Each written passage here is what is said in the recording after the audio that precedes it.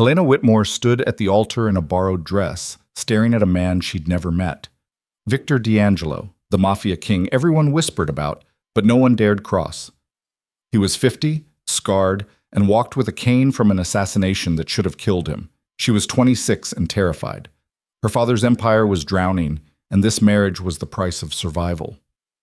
The church was silent except for the sound of Victor's uneven footsteps as he approached. When their eyes met, she saw something worse than cruelty. She saw emptiness. This wasn't love, this was a transaction, and she had just become collateral. If you want to see how a deal becomes something more dangerous than either of them expected, stay with me until the end.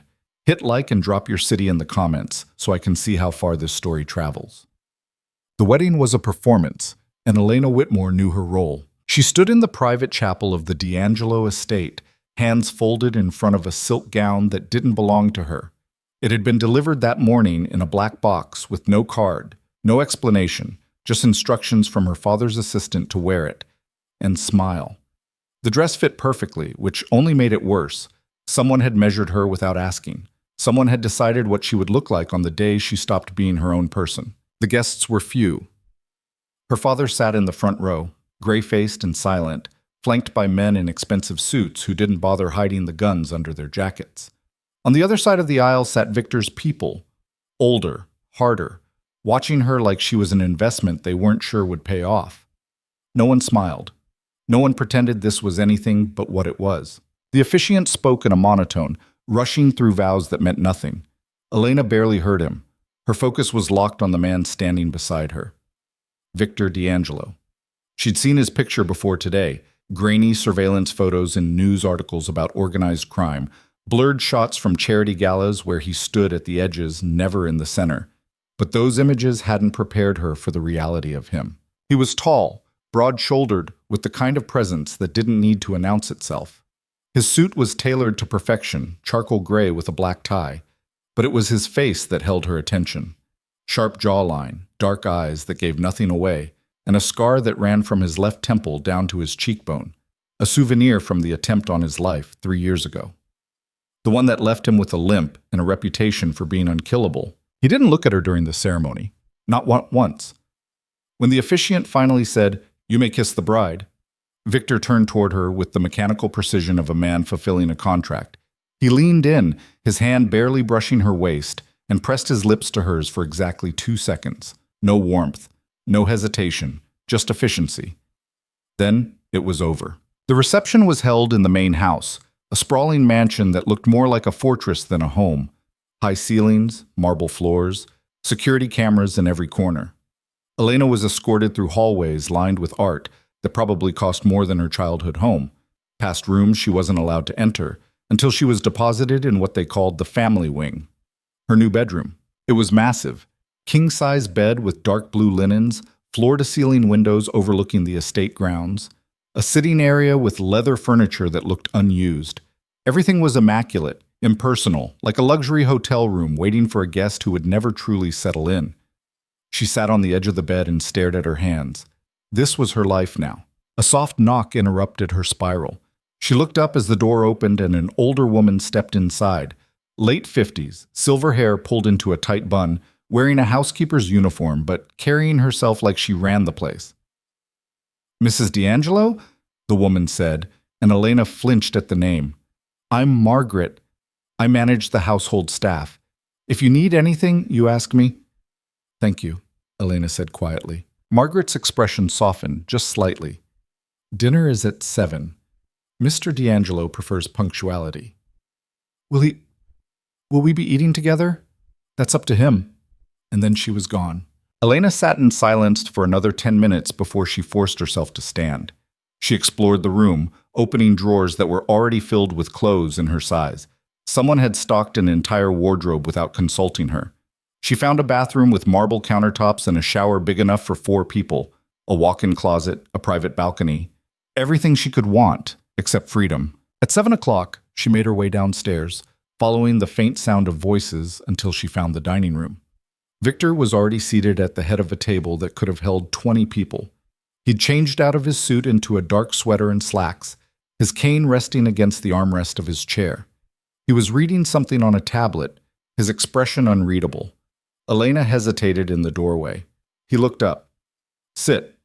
It wasn't a request. She moved to the chair on his right, close enough to be within conversation range, far enough to maintain distance. A staff member appeared immediately, setting down plates of food that smelled better than anything Elena had eaten in months. Seared fish, roasted vegetables, some kind of grain she didn't recognize. They ate in silence. Elena tried to focus on her plate, but her awareness of him was overwhelming. The way he cut his food with precise, controlled movements. The way he barely touched the wine in his glass. The way his gaze would flicker toward her, just for a second, before returning to his tablet. Finally, she couldn't take it anymore. Are we going to talk? She asked. He didn't look up. About what? About this. Us. What happens now? Victor set down his fork and leaned back in his chair, studying her for the first time since the ceremony. His eyes were dark, unreadable, but there was an intelligence behind them that made her feel exposed. What do you want to know? He asked. Everything, she said, then immediately regretted how desperate that sounded. She tried again. I mean, I don't know anything about you. We just got married, and I don't even know what you expect from me. I expect you to live here, he said, to appear at events when necessary, to be discreet. That's it? Were you expecting something else? Elena's jaw tightened. I was expecting honesty. Something flickered across his face, surprise, maybe, or amusement. It was gone too quickly to tell. Honesty, he repeated. That's a dangerous thing to ask for in this world. I'm already in danger, she shot back. I married you, didn't I? For the first time, Victor smiled. It was small, barely there, but it changed his entire face, made him look almost human. Fair point, he said. He picked up his wine glass, swirled it once, then set it back down without drinking. What do you want to know, Elena? The sound of her name in his voice did something strange to her pulse. Why did you agree to this? She asked. My father needed the money, I understand that. But what do you get out of marrying someone you've never met? Victor was quiet for a long moment. When he spoke, his voice was matter-of-fact, like he was discussing a business transaction. Legitimacy, he said.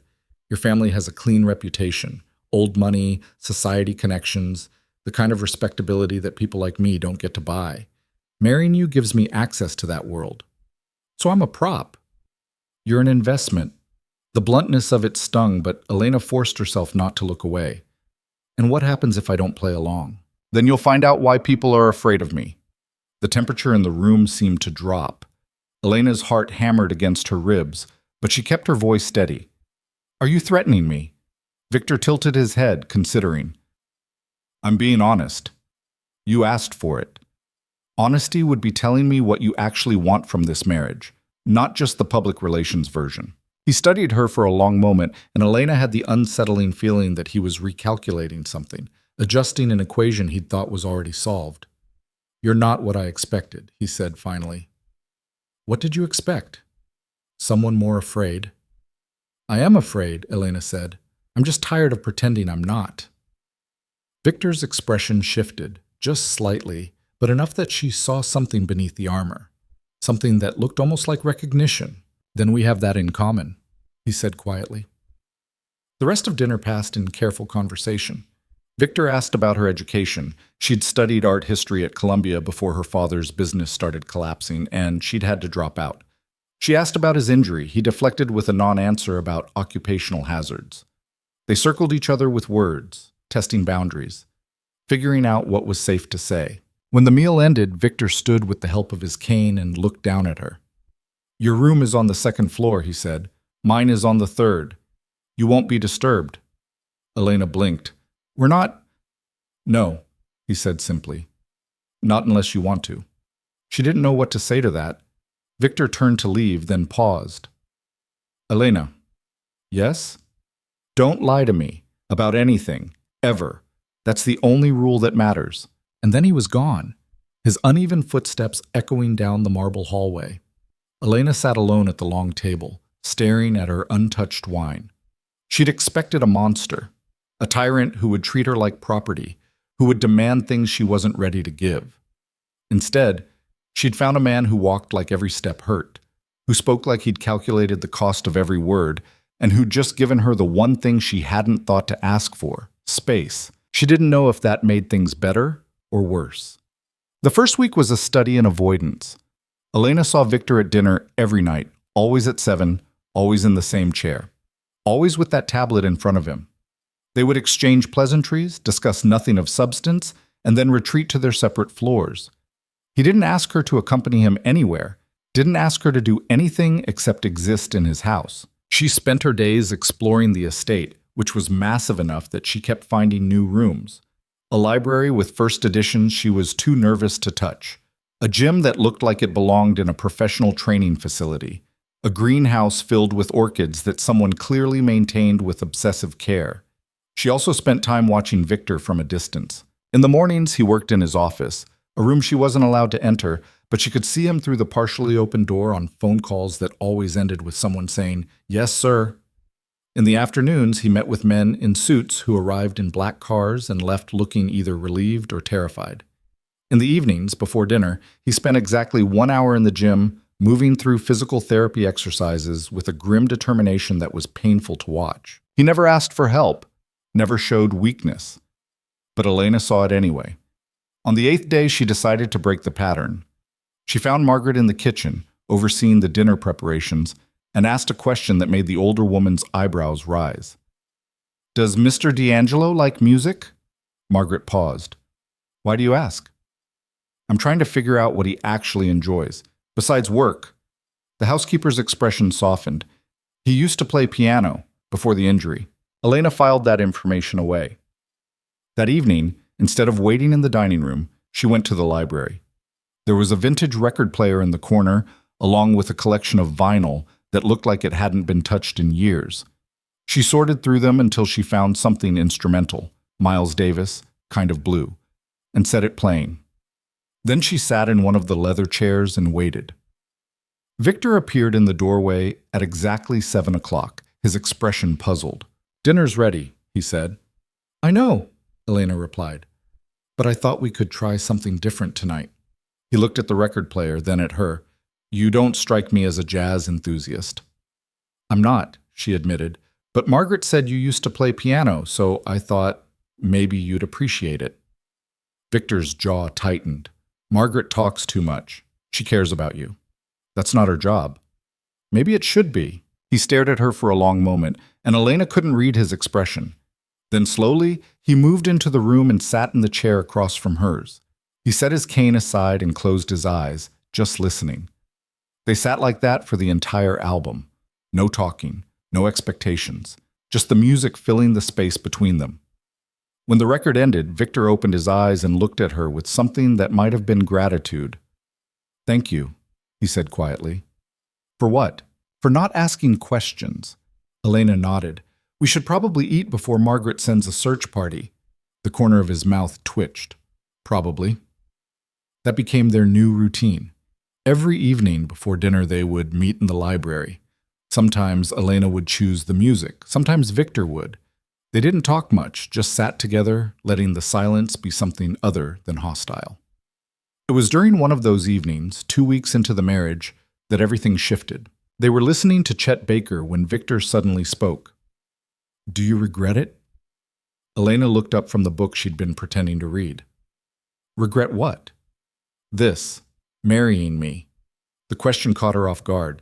She thought about lying, about giving him the answer he probably wanted to hear, but he'd asked for honesty, and she'd promised to give it. "Sometimes," she said, "when I think about the life I could have had, the choices I didn't get to make." Victor nodded slowly. "That's fair."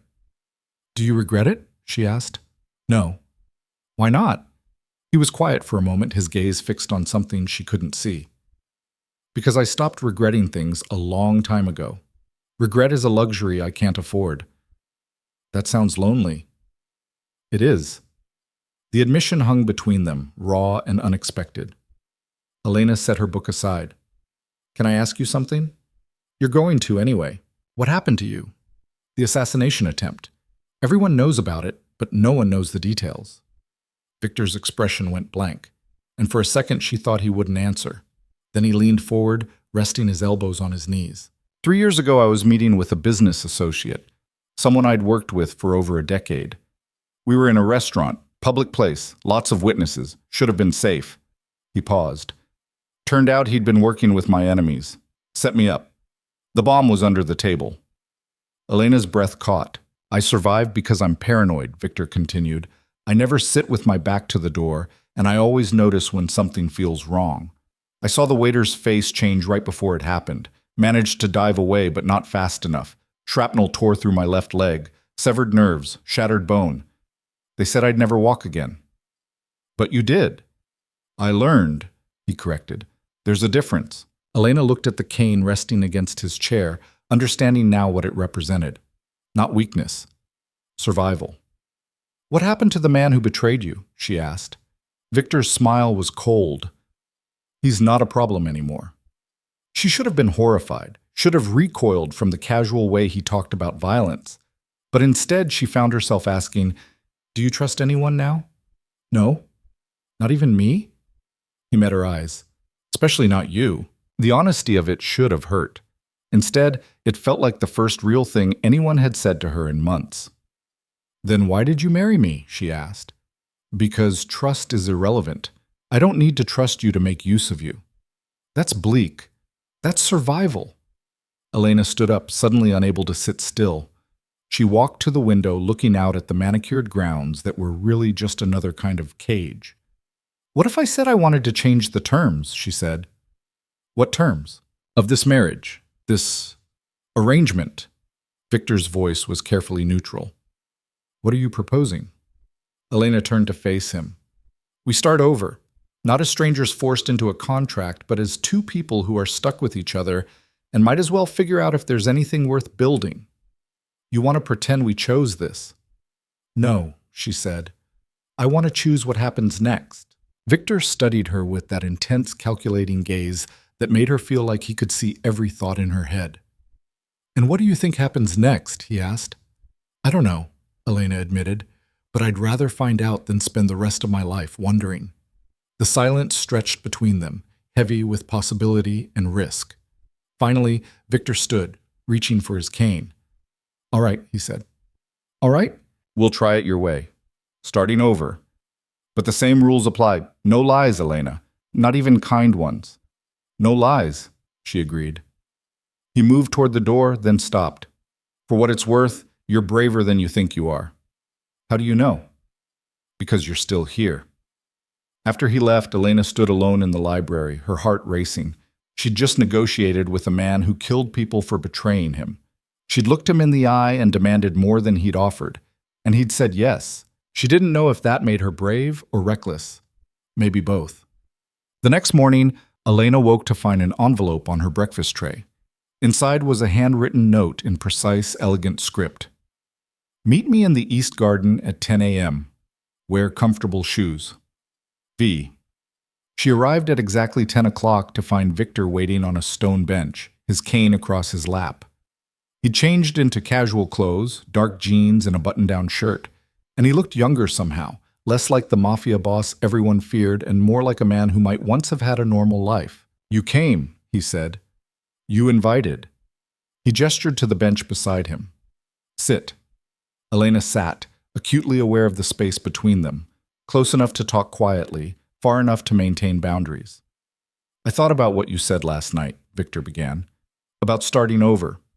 And I realized that if we're going to do this, you need to understand what you're dealing with. I know what you do, Elena said carefully. You know the rumors, the headlines, the reputation. He turned to look at her. But you don't know me. So tell me.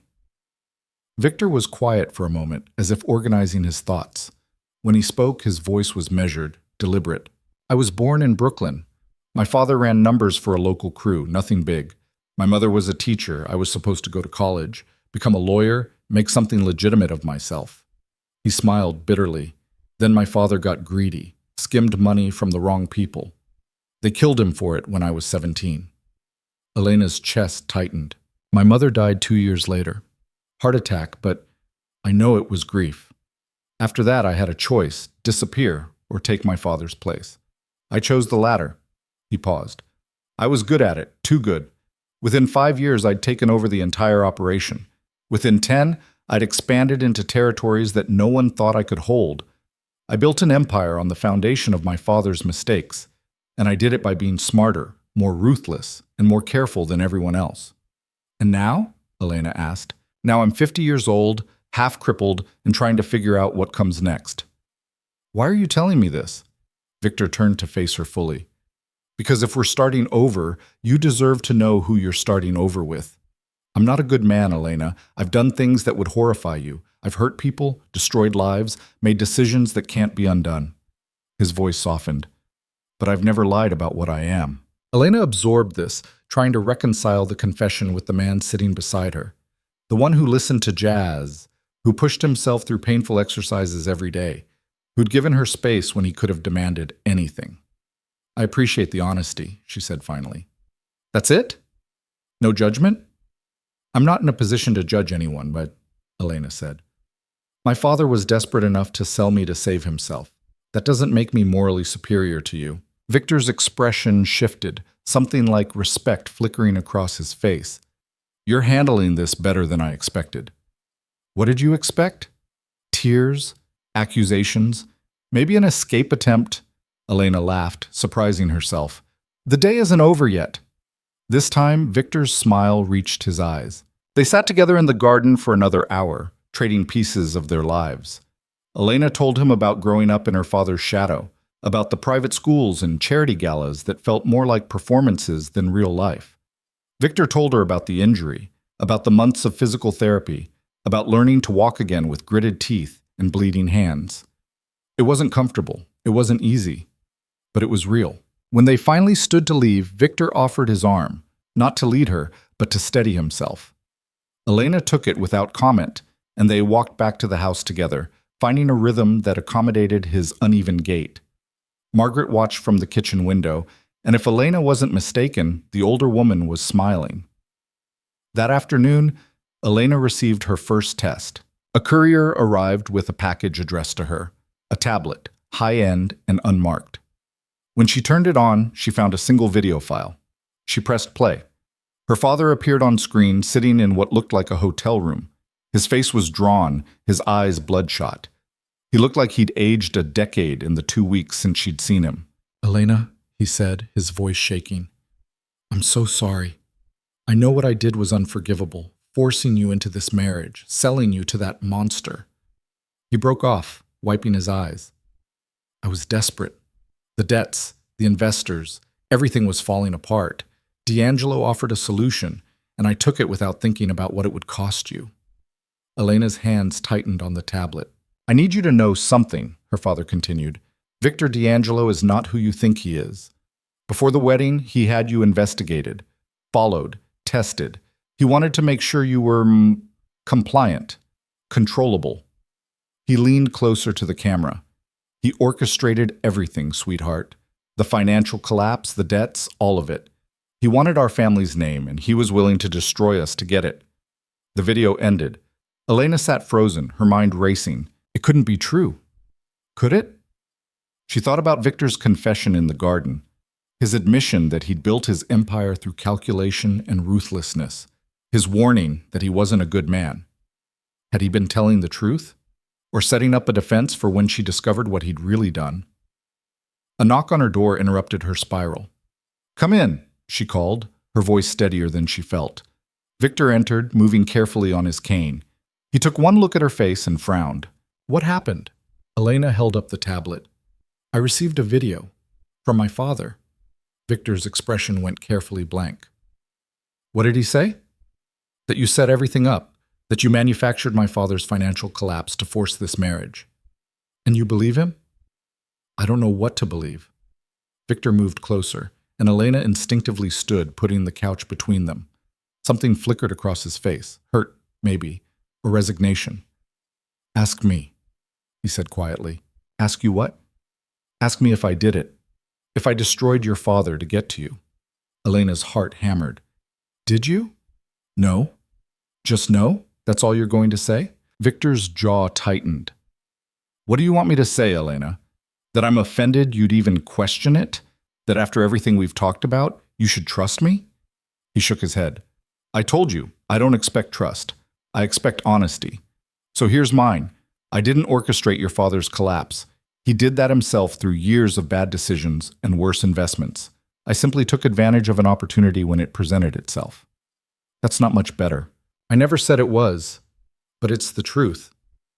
Elena stared at him, trying to read the truth in his face, but Victor D'Angelo had spent decades perfecting the art of giving nothing away. Who sent the video? She asked. Someone who wants you to doubt me. Someone who benefits from this marriage falling apart. You have a lot of enemies. Yes. How do I know you're not just better at lying than my father is at telling the truth? Victor moved around the couch, closing the distance between them. Elena held her ground, even though every instinct told her to back away. He stopped just close enough that she could see the scar on his face, the tension in his shoulders, the weariness in his eyes. You don't, he said simply. You don't know. You can't know. That's the problem with trust, Elena. It's always a gamble. You can spend your whole life looking for proof, for certainty, and you'll never find it. Eventually, you just have to decide who you're going to believe. And if I choose wrong, then we both lose. They stood like that for a long moment, the weight of the question hanging between them. Finally, Elena made her choice. I need time, she said, to think, to figure this out. Victor nodded slowly. Fair enough. He turned to leave, but Elena stopped him. Victor? He looked back. Did you have me investigated before the wedding? His hesitation was answer enough. Yes, he said. I investigate everyone. Why? Because knowledge is the only currency that matters in my world. And I needed to know if you were someone I could work with, or someone I'd have to protect myself from. And what did you decide? Victor's expression was unreadable. I'm still deciding. He left before she could respond. Elena sank onto the couch, the tablet forgotten on the cushion beside her. She'd asked for honesty, and she'd gotten it. Now she had to figure out what to do with it. Elena spent the next 3 days avoiding Victor. It wasn't difficult. The estate was large enough that she could map routes that kept them apart, and Victor seemed content to let her have the space. They still had dinner together, the routine too established to break without making it obvious. But the conversations were stilted, careful, stripped of the fragile intimacy they'd been building. Margaret noticed. She didn't say anything, but Elena caught the worried glances, the way the housekeeper lingered in doorways as if waiting for someone to explain what had changed. Elena couldn't explain it to herself, let alone anyone else. The video from her father played on a loop in her mind. His accusations, Victor's denials, the impossibility of knowing who was telling the truth. She'd spent hours researching her father's business, trying to trace the collapse back to its source. But the financial records were a maze of shell companies and offshore accounts that led nowhere. On the fourth morning, she woke to find another envelope on her breakfast tray. This time, the note was longer. Elena, I know you're trying to make sense of what your father told you. I would be doing the same thing in your position, so let me save you some time. The proof you're looking for doesn't exist. Not because I destroyed it, but because there's nothing to find. Your father made his own choices, and now he's trying to rewrite history to make himself the victim. You don't have to believe me, but you should ask yourself why he waited until now to tell you this story, and who benefits from you doubting me. Meet me tonight. Same place, same time. Or don't. The choice is yours. It always has been.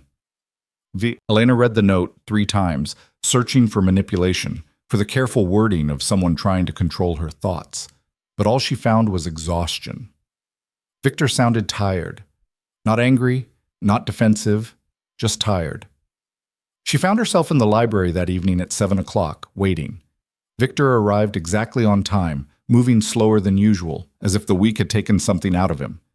He sat in his usual chair and looked at her with an expression she couldn't quite read. You came, he said. I'm still deciding if that was smart. Probably wasn't, Victor agreed. He set his cane aside and leaned back, studying her. Have you figured out what you want to do? About what? About this marriage. About me. About whether you're going to spend the rest of your life looking over your shoulder, waiting for me to prove your father right. Elena flinched at the bluntness of it. That's not fair. No, Victor said quietly. But it's accurate. She wanted to argue, to defend herself, but the words stuck in her throat because he was right. She had been looking for evidence, for proof, for something concrete that would tell her who to trust. "I don't know how to do this," she admitted. "I don't know how to be married to someone I can't read, someone who could be lying to me right now, and I'd never know." "Then we're even."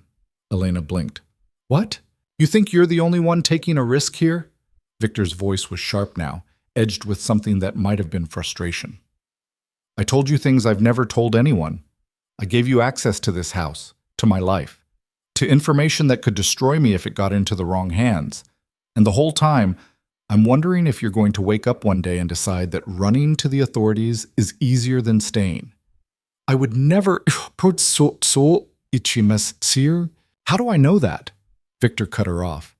"How do I know you're not playing a longer game? That you're not waiting for the right moment to betray me the way everyone else has?"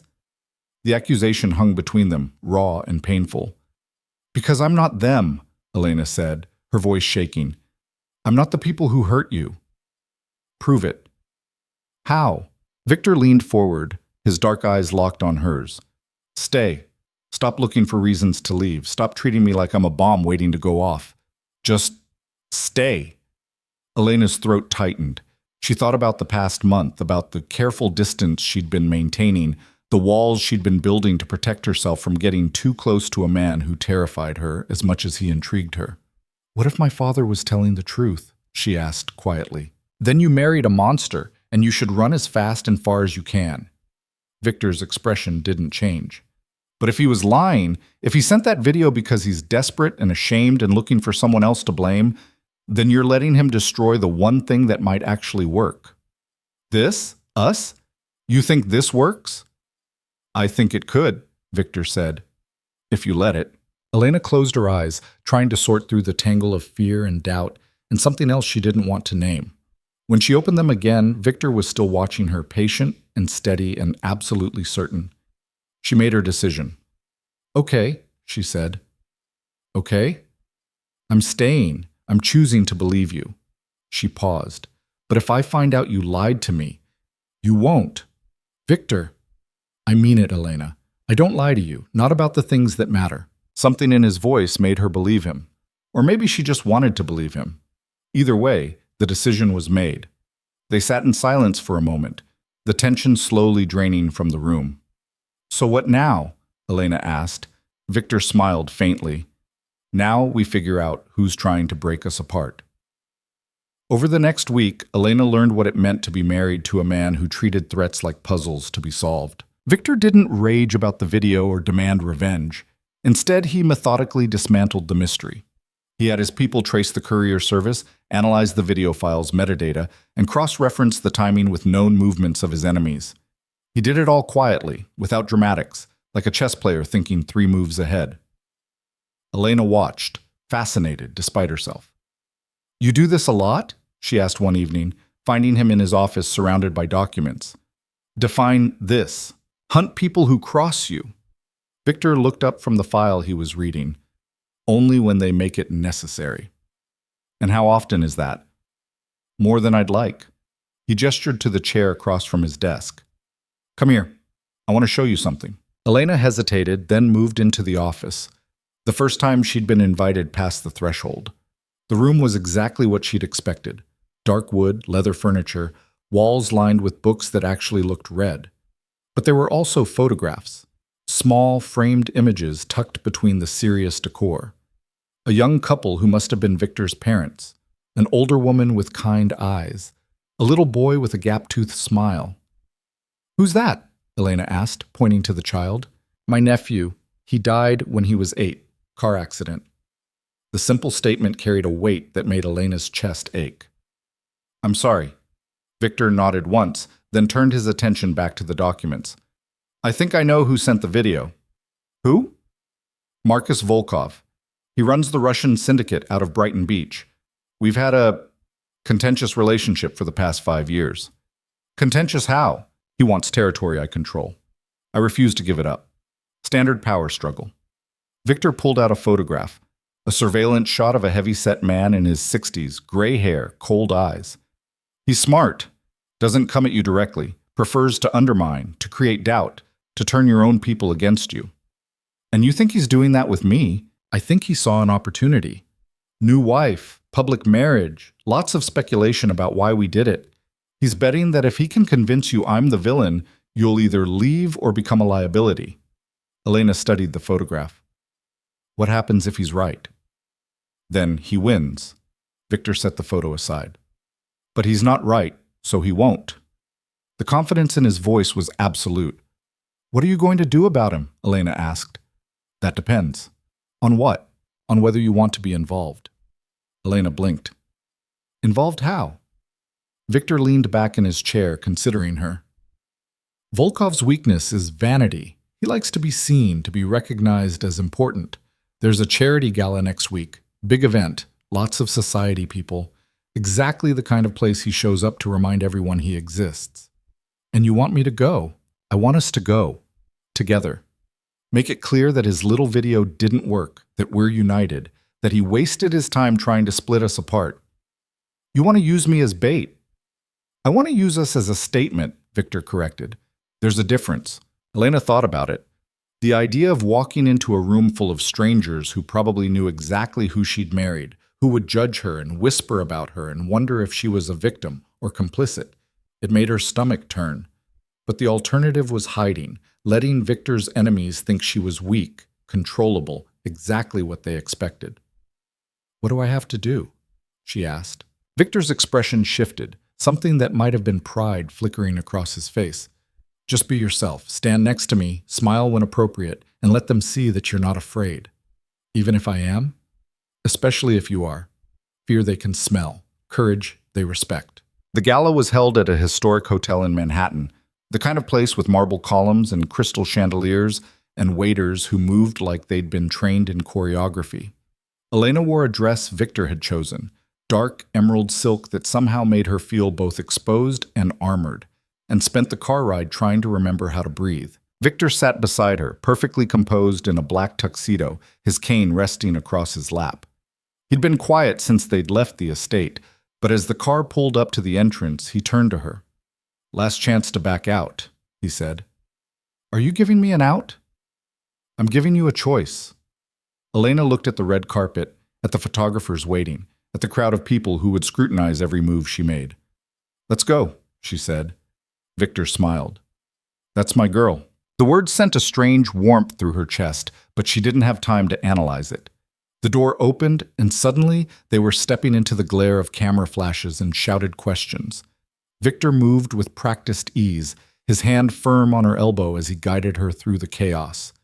Elena kept her chin up, her expression neutral, even as she heard the whispers. That's her, D'Angelo's wife. Wonder how much he paid. They made it inside without incident. The ballroom was packed with people in expensive clothes, all pretending not to stare while absolutely staring. Victor led her to a table near the center, positioned so they could see the entire room. There, he said quietly, nodding toward a man across the ballroom. Volkov. Elena followed his gaze. The Russian was exactly as he'd appeared in the photo, large, well-dressed, surrounded by people who laughed too hard at everything he said. But it was his eyes that caught her attention, sharp, calculating, dangerous. He saw them looking and raised his glass in mock salute. He knows we know, Elena murmured. Of course he does. That's the game. Before Elena could respond, a woman in a blood-red gown appeared at their table, all white teeth and fake warmth. Victor D'Angelo, she purred. I heard rumors you'd gotten married, but I didn't believe them until now. Victor stood, ever the gentleman. Catherine, you look well. Liar! Catherine's gaze slid to Elena, assessing. And this must be the lucky bride. Elena, is it? Yes, Elena said, forcing a smile. How lovely. You must tell me how you two met. I'm sure it's a fascinating story. The emphasis on fascinating was pointed enough to draw blood. Victor's hand found Elena's shoulder, a subtle claim. We met through mutual business interests. Nothing dramatic. How disappointing. I was hoping for something more romantic. Catherine leaned closer, her perfume overwhelming. Though I suppose romance isn't really your style, is it, Victor? You've always been more practical. Practicality has its merits, Victor said coolly. Catherine laughed, sharp and bright. Doesn't it just? She turned to Elena. Well, dear, welcome to the family, such as it is. I hope you know what you've gotten yourself into. I'm learning, Elena said. I'm sure you are. Catherine's smile didn't reach her eyes. Enjoy the evening. She swept away in a cloud of red silk, leaving behind a tension that made Elena's shoulders tight. Friend of yours? Elena asked. Hardly. She runs an art smuggling operation out of Long Island. Thinks she's untouchable because her husband is a senator. Victor sat back down. She's testing you, seeing if you'll crack under pressure. Did I pass? You didn't flinch. That's better than most people manage their first time. The evening continued in a similar pattern. People approached, asked pointed questions disguised as small talk, and retreated to gossip about their answers. Elena played her part, staying close to Victor, matching his calm demeanor even when she wanted to scream. It was exhausting. Around 10 o'clock, Victor leaned close and murmured, You're doing well. I feel like I'm in a shark tank. You are, but you're holding your own. Elena glanced around the room at all the beautiful, dangerous people pretending to care about charity while they really just cared about power. Is this what your life is always like? She asked. More or less. How do you stand it? Victor was quiet for a moment. I don't think about it. I just survive it. Before Elena could respond, Volkov appeared at their table. Up close, he was even more imposing, tall, broad, with the kind of presence that demanded attention. He smiled, but it was the smile of a predator who'd just spotted prey. Victor, he said, his accent thick, I heard you got married. Had to see for myself if the rumors were true. Victor didn't stand. Volkov, I'd say it's good to see you, but we both know I'd be lying. Volkov laughed, a booming sound that turned heads. Always so direct. I appreciate that about you. His gaze shifted to Elena. And this must be the bride. Lovely. Truly lovely. Thank you, Elena said, her voice steady despite the unease crawling up her spine. Tell me, my dear, how are you enjoying married life? Victor is treating you well, I hope. It was a trap. Elena could feel it. Whatever she said would be twisted, used against them. He's been very kind, she said carefully. Kind. Volkov repeated the word like it was a joke. Victor D'Angelo, kind. That's not a word I would have chosen. Then you don't know him as well as you think, Elena said. Something flickered in Volkov's eyes, surprise, maybe, or respect. He studied her for a long moment, then turned back to Victor. You chose well, he said. She has spine. I like that.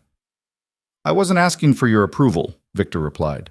No, but you have it anyway. Volkov's smile widened. Enjoy the evening, Mrs. D'Angelo. I'm sure we'll see each other again soon. He walked away, and Elena released a breath she hadn't realized she was holding. That was him, she said. The one who sent the video. Yes, and he just walked up to us like it was nothing. Because to him, it is nothing. It's a game. He makes a move, we respond. He adjusts his strategy. Victor's jaw tightened. But he underestimated you. How? He expected you to be afraid, to defer to me, to let me speak for you. Instead, you stood your ground. Victor looked at her with something that might have been admiration. That's going to bother him. Good, Elena said, surprising herself with the vehemence in her voice. Victor's smile was genuine this time. There's the fire. I was wondering when I'd see it. They stayed another hour making appearances, playing the role of the happy couple.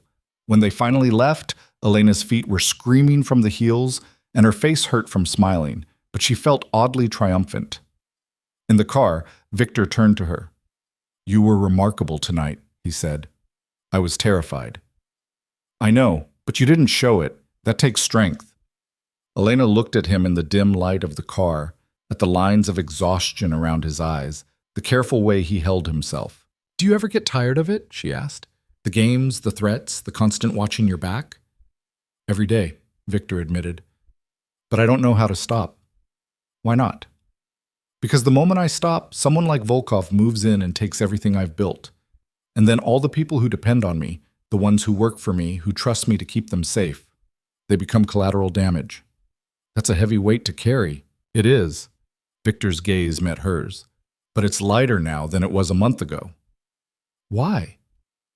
Because I'm not carrying it alone anymore. The word settled between them. heavy with implication. Elena didn't know what to say to that, so instead she reached across the seat and took his hand. Victor's fingers closed around hers, warm and steady, and they rode the rest of the way home in silence. The next morning, Elena woke to chaos. Her phone was flooded with messages.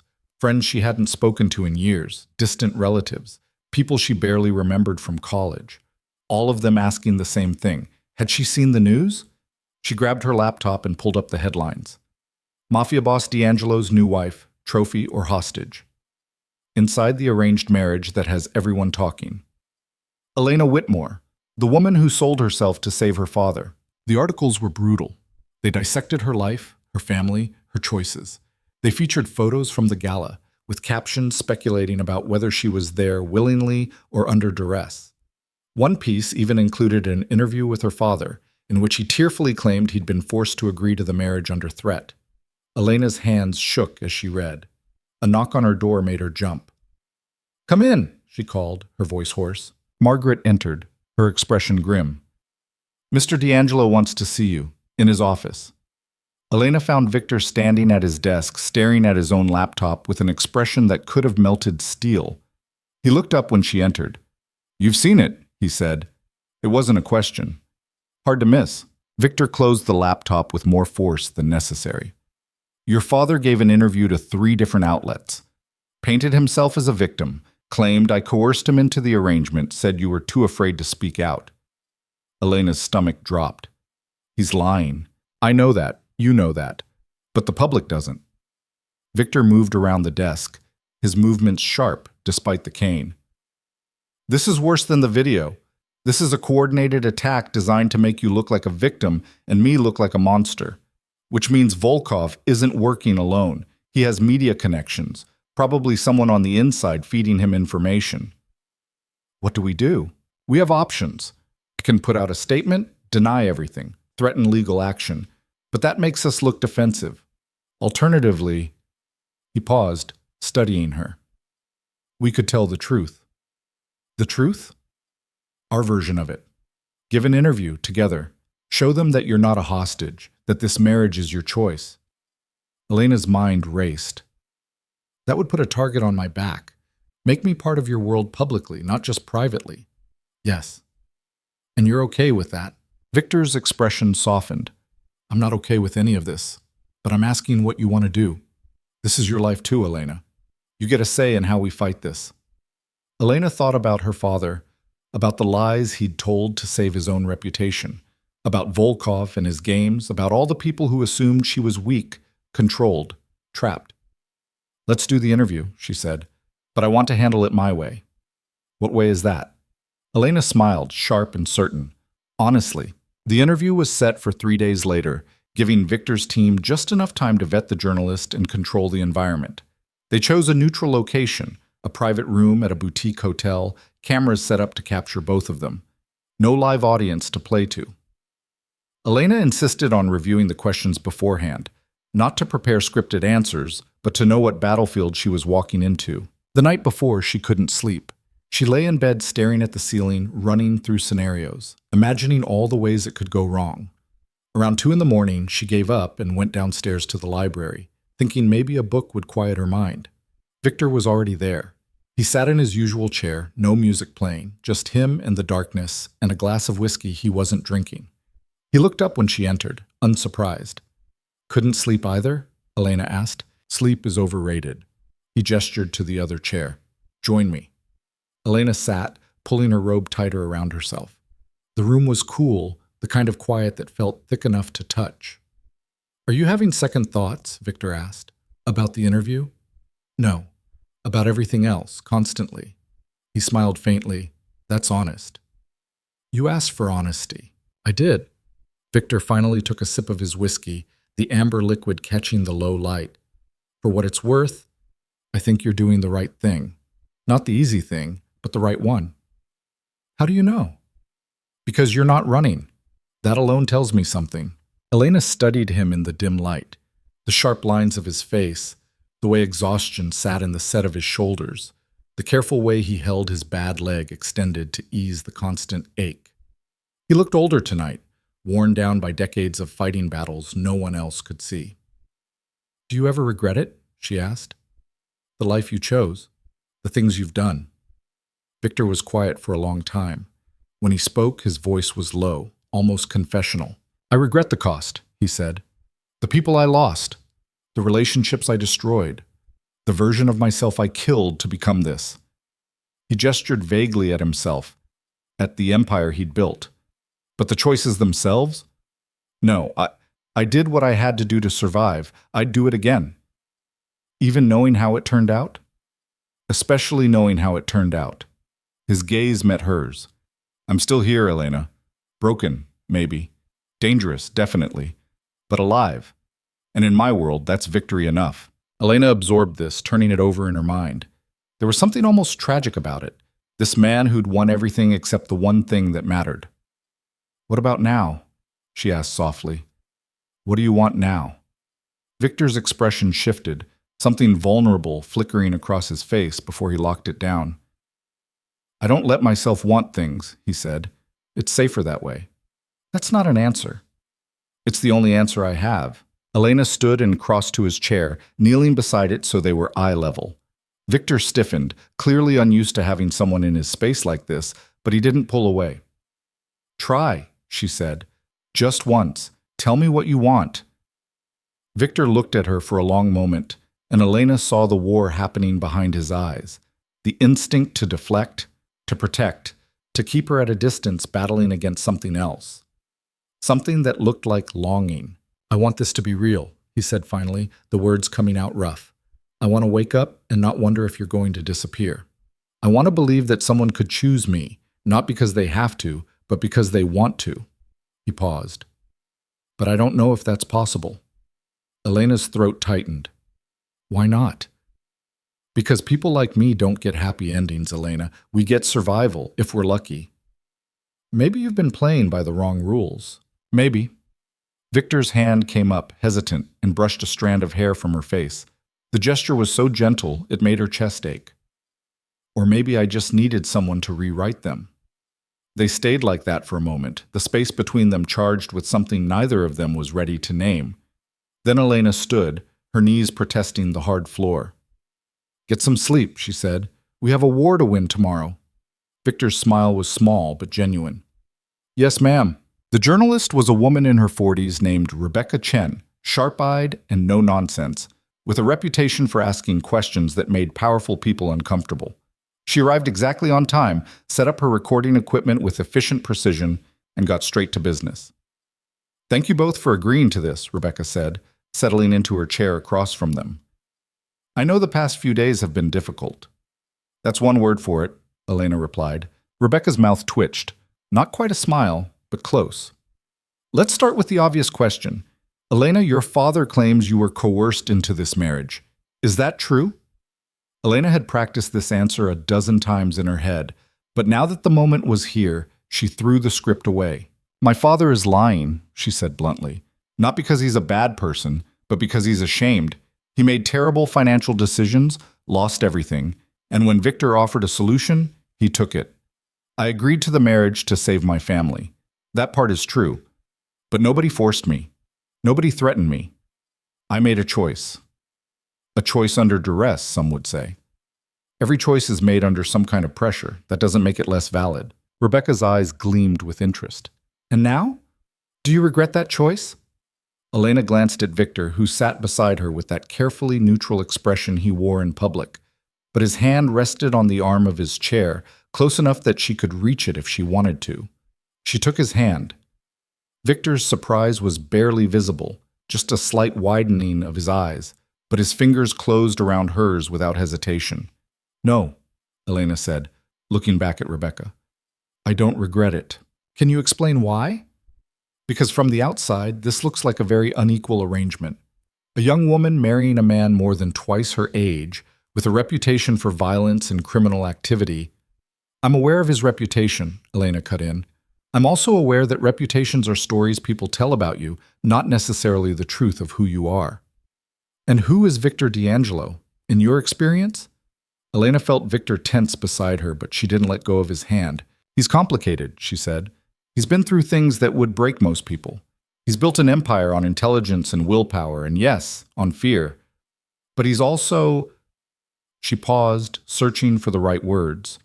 He's also capable of kindness, of honesty, of giving me space to be myself when he could have demanded I be what he needed. Rebecca turned to Victor.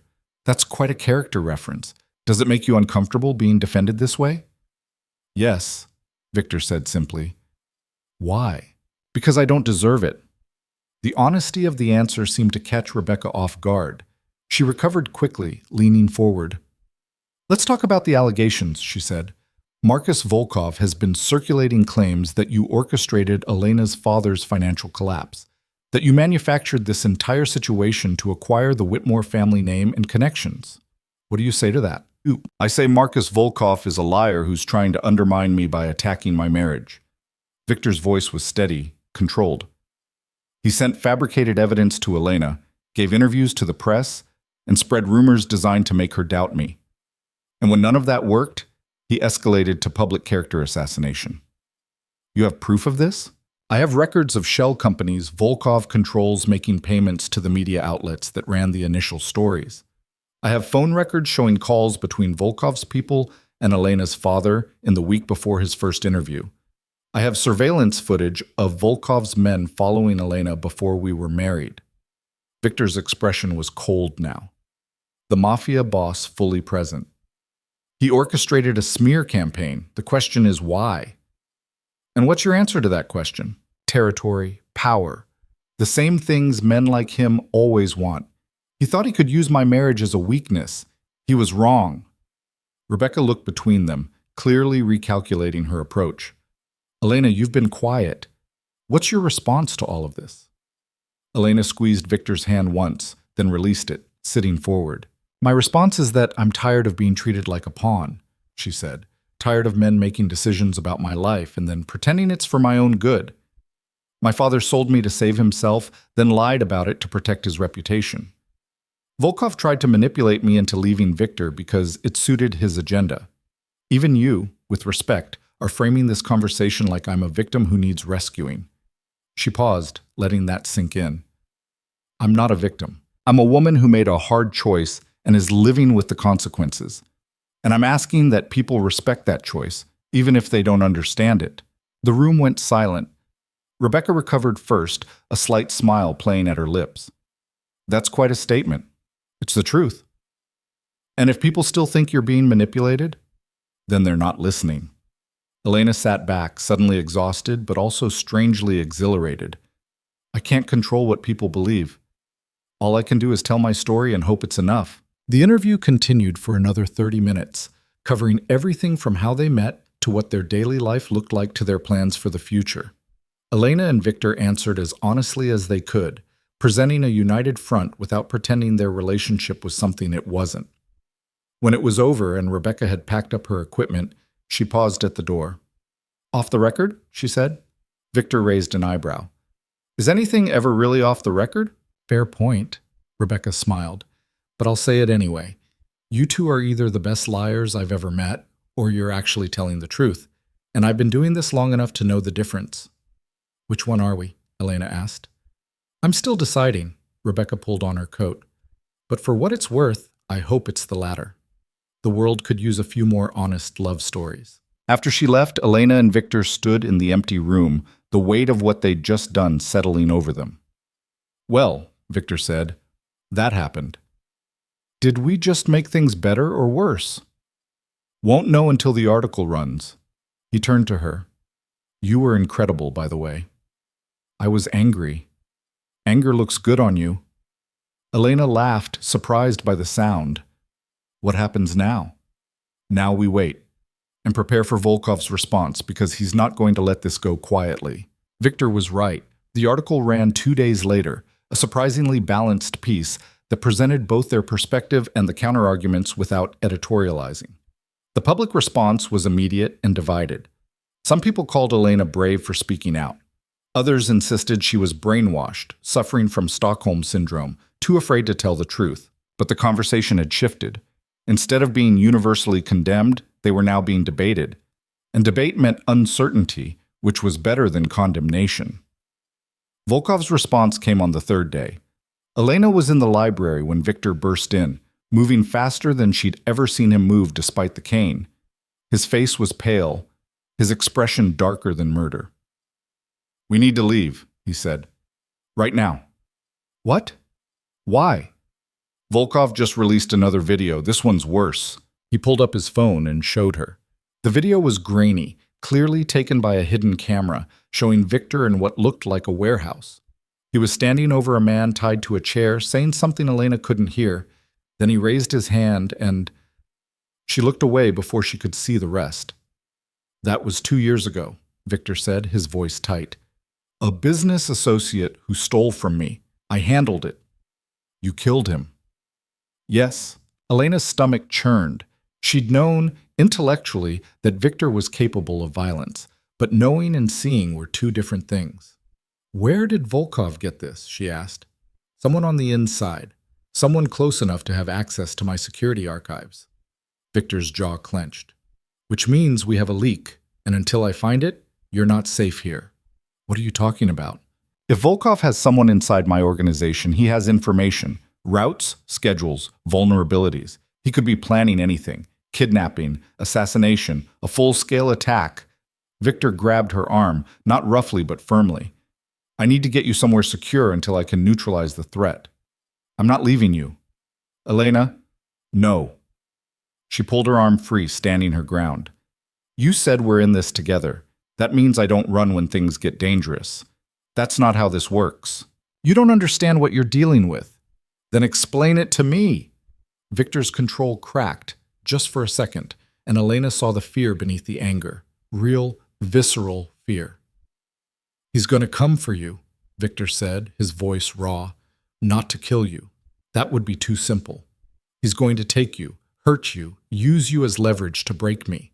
And it will work, Elena, because I—" He stopped, the words catching in his throat. "Because you what?" Victor looked at her, and for the first time since she'd met him, she saw him completely unguarded, vulnerable, terrified. "Because I care about you," he said quietly. "More than is smart, more than is safe, and Volkov knows it." Elena's heart hammered in her chest. She crossed to him, taking his face in her hands, forcing him to look at her. "Then we fight," she said, "together, like we've been doing, like we're going to keep doing." "You could die. So could you. So could anyone, any day. That's not a reason to give up." Victor's hands came up to cover hers, his eyes searching her face like he was trying to memorize it. "You're either the bravest person I've ever met or the most reckless," he said. "Can I be both?" Despite everything, he smiled. "Yeah, you can be both." They stood like that for a moment, the world shrinking down to just the two of them and the choice they were making. Then Victor's phone rang. He answered it without looking away from Elena. "What?" Whatever the person on the other end said made his expression go stone cold. "When?" A pause. "How many?" Another pause. "Lock it down. Nobody in or out. I'm on my way." He ended the call. "What is it?" Elena asked. "Volkov's moving. He had just hit one of my warehouses in Red Hook. 3 of my people are dead, 2 more injured." Victor was already moving toward the door. "This is a diversion. He's trying to pull my attention away from here." "Then don't fall for it." "I have to. If I don't respond, I look weak, and weakness in my world is a death sentence." Elena grabbed his arm.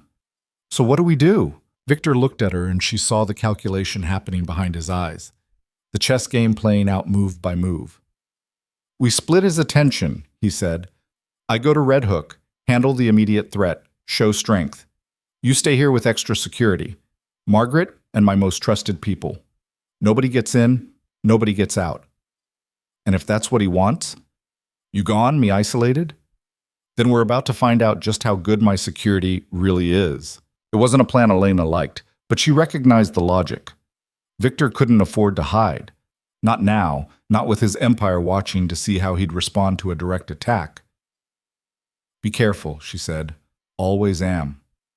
Victor hesitated, then leaned in and kissed her forehead, quick and gentle. "Stay inside. Trust no one except Margaret." And if anything feels wrong, anything at all, you call me immediately. I will. He left in a convoy of black cars, armed men flanking him on all sides. Elena watched from the window until they disappeared down the long driveway, then turned to find Margaret standing in the doorway. He told me to lock down the house, the older woman said. Security protocols are already in place. We're safe here. Are we? Margaret's expression was grim. As safe as we can be. The hours crawled by. Elena tried to read, to watch TV, to do anything that would distract her from imagining all the ways this could go wrong. But every sound made her jump. Every shadow in the hallway set her nerves on edge. Around midnight, her phone rang. Victor. Are you all right? She asked immediately. I'm fine. Red Hook is contained. We lost good people, but we stopped the immediate threat. His voice was tight with exhaustion. I'm heading back now. Should be there in 40 minutes. Thank God. Elena, listen to me. We found something in the warehouse. Evidence that Volkov's planning something bigger. A final play to take me out permanently. I need you to... The line went dead. Elena stared at her phone, her heart racing. She tried calling back. No answer. Tried again. Nothing. Margaret! She called out. The housekeeper appeared within seconds. What's wrong? Victor's line went dead. I can't reach him. Margaret's face went pale. Let me try his security team. She pulled out her own phone, dialed, waited. Her expression grew more worried with each passing second. No one's answering, she said quietly. Elena's blood ran cold. What does that mean? It means something went wrong. Before Elena could respond, the lights went out. The entire house plunged into darkness, so complete that Elena couldn't see her own hand in front of her face. She heard Margaret gasp, heard the distant sound of shouting from somewhere else in the mansion. Stay close to me, Margaret whispered, her hand finding Elena's in the dark. We need to get you to the safe room. What safe room? Victor had it built when he bought this place. Come on. Margaret pulled her through the darkness, moving with the confidence of someone who'd walked these halls 1,000 times. Elena stumbled after her, her free hand trailing along the wall for balance. They were halfway down the hallway when Elena heard it. Footsteps. Multiple sets. Moving through the house with purpose. They're inside, Margaret breathed. Move! Now! They broke into a run, Margaret's grip on Elena's hand almost painful. Behind them, Elena could hear the footsteps getting closer, could hear men's voices calling out to each other in Russian. Volkov's people. In Victor's house. Hunting her. Margaret yanked her into a room. Victor's office, Elena realized from the familiar smell of leather and expensive whiskey, and slammed the door. She fumbled with something in the darkness, and suddenly a panel in the wall slid open, revealing a narrow passage lit by emergency lighting. Inside, Margaret commanded. Elena didn't argue. She ducked into the passage and Margaret followed, slapping a button that sealed the panel behind them. Through the wall, Elena could hear the office door being kicked open, hear the intruders searching, cursing when they found nothing. Margaret grabbed Elena's shoulders, her voice urgent. At the end of this passage is a safe room. Reinforced steel, independent power supply, secure communications. You get inside, you lock the door, and you don't come out until Victor gives you the all clear. Understand? What about you? I'm going to lead them away. Buy you time. No. This isn't a debate, Elena. Margaret's voice was fierce. Victor would never forgive me if something happened to you, and I'd never forgive myself. So you're going to run, and you're going to survive, and you're going to make sure that bastard Volkov doesn't win. Can you do that? Elena's throat was too tight to speak. She nodded. Margaret squeezed her shoulders once, hard. Good girl, now go. She opened a second panel, this one leading back into the house, and stepped through. Elena heard her start shouting in Italian, heard the footsteps pivot toward the sound. And then she was alone in the passage, with nothing but the emergency lights and her own racing heartbeat. She ran. The safe room was exactly what Margaret had promised. A steel box buried in the foundation of the mansion, equipped with monitors showing every corner of the estate, a satellite phone, and enough supplies to last a week. Elena slammed the reinforced door behind her and engaged the locks, her hands shaking so badly it took 3 tries. Then she collapsed against the wall and tried to breathe. On the monitors, she could see chaos unfolding. Men in tactical gear moving through the house, searching rooms, shouting commands. She counted 8 of them, maybe more. They moved with military precision, which meant Volkov hadn't sent amateurs. She found Margaret on one of the screens. The housekeeper was in the kitchen, hands raised, surrounded by 3 armed men. They were questioning her, their body language aggressive. Margaret's face was calm, defiant. She said something that made one of the men laugh. Elena's stomach twisted. Margaret was buying her time, just like she'd promised. But for how long? She grabbed the satellite phone with trembling fingers and dialed Victor's number. It rang once, twice, 3 times. Elena. His voice was rough, breathless. Thank God. Are you safe? I'm in the safe room. But Victor, they're in the house. Margaret, I know, I'm 10 minutes out. Just hold on. What happened to you? Your line went dead. Ambush on the road. They hit us with an EMP, killed our communications and half our vehicles. We had to fight our way out. She heard gunfire in the background, heard Victor shouting orders. I'm coming for you. Just stay where you are and don't open that door for anyone. Anyone, Elena. Not even if they say they're with me. How will I know when it's actually you? Victor was quiet for a beat. I'll say the thing I told you in the library, the night before the interview. You'll know what I mean. Elena's throat tightened. Okay. 10 minutes. I promise. The line went dead. Elena turned back to the monitors, watching the invaders systematically tear through Victor's house. They were looking for something, for her, obviously, but also for something else. Documents, maybe. Evidence. Leverage. One of the men was in Victor's office now, rifling through his desk, his safe. He found something, a folder, and his face lit up with satisfaction. He spoke into his radio, and within seconds the other men were converging on his location.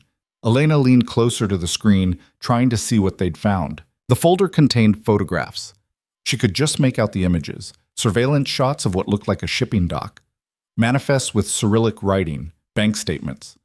Whatever it was important enough that the leader was making a call, speaking rapidly in Russian. Then she saw something that made her blood freeze. On another monitor, one showing the east entrance, a black SUV had just pulled up. The doors opened and Marcus Volkov himself stepped out, flanked by more armed men. He'd come personally. Elena watched as Volkov entered the house, moving with the confidence of someone who'd already won. He met up with his team in the foyer, examined the folder they'd found, and smiled. Then he said something that made all of them laugh. He was enjoying this. Elena's hands curled into fists. She wanted to scream, to throw something, to do anything except hide in this steel box while Volkov tore apart Victor's life. But she forced herself to stay still, to think. The monitors showed every room except the passage she'd come through and this safe room, which meant Volkov didn't know about them. Victor's secrets within secrets, the layers of protection he'd built. She checked the time. 7 minutes since Victor's call. On the screens, Volkov was giving orders, splitting his men into teams. Some went upstairs, others to the basement. 2 stayed with Margaret, who was now zip-tied to a chair in the kitchen. Elena's chest ached watching the older woman sit there, calm and composed despite everything. Then Volkov did something that made Elena's blood run cold. He pulled out a phone, dialed, and waited. On another monitor, the one showing the front gate, Elena saw headlights approaching. More vehicles, more men. Volkov was bringing in reinforcements. 5 minutes. Elena forced herself to focus. Think. There had to be something she could do. The safe room had weapons, a handgun, a shotgun, ammunition. But she'd never fired a gun in her life, and charging out there would be suicide. The communications panel. Victor had shown it to her once, mentioned it could connect to his security team, to emergency services, to a network of people who owed him favors. She started pressing buttons, trying to remember the sequence he'd demonstrated. The panel lit up, showing a menu of options. Private security. Police contacts. FBI field offices. Her finger hovered over the FBI option. Victor would kill her if she brought federal agents into this. His entire empire was built on staying off law enforcement's radar. But if Volkov won tonight, there wouldn't be an empire left to protect. She made her choice and pressed the button. A voice answered immediately. Federal Bureau of Investigation, how can I direct your call? Elena's mouth went dry. I need to report a home invasion in progress. Multiple armed intruders. People are in danger. What's your location? She gave the address, her voice shaking. Units are being dispatched. Can you tell me how many intruders?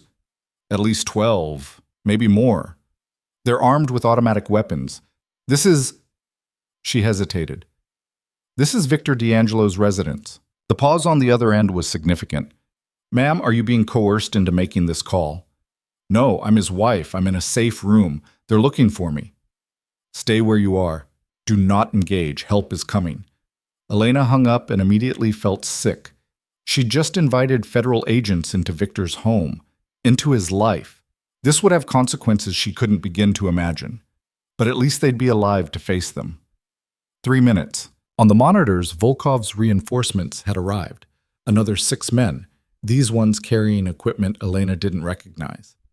Volkov pointed them toward different parts of the house, clearly following some kind of plan. Then one of them approached the wall panel in Victor's office, the same panel Margaret had opened.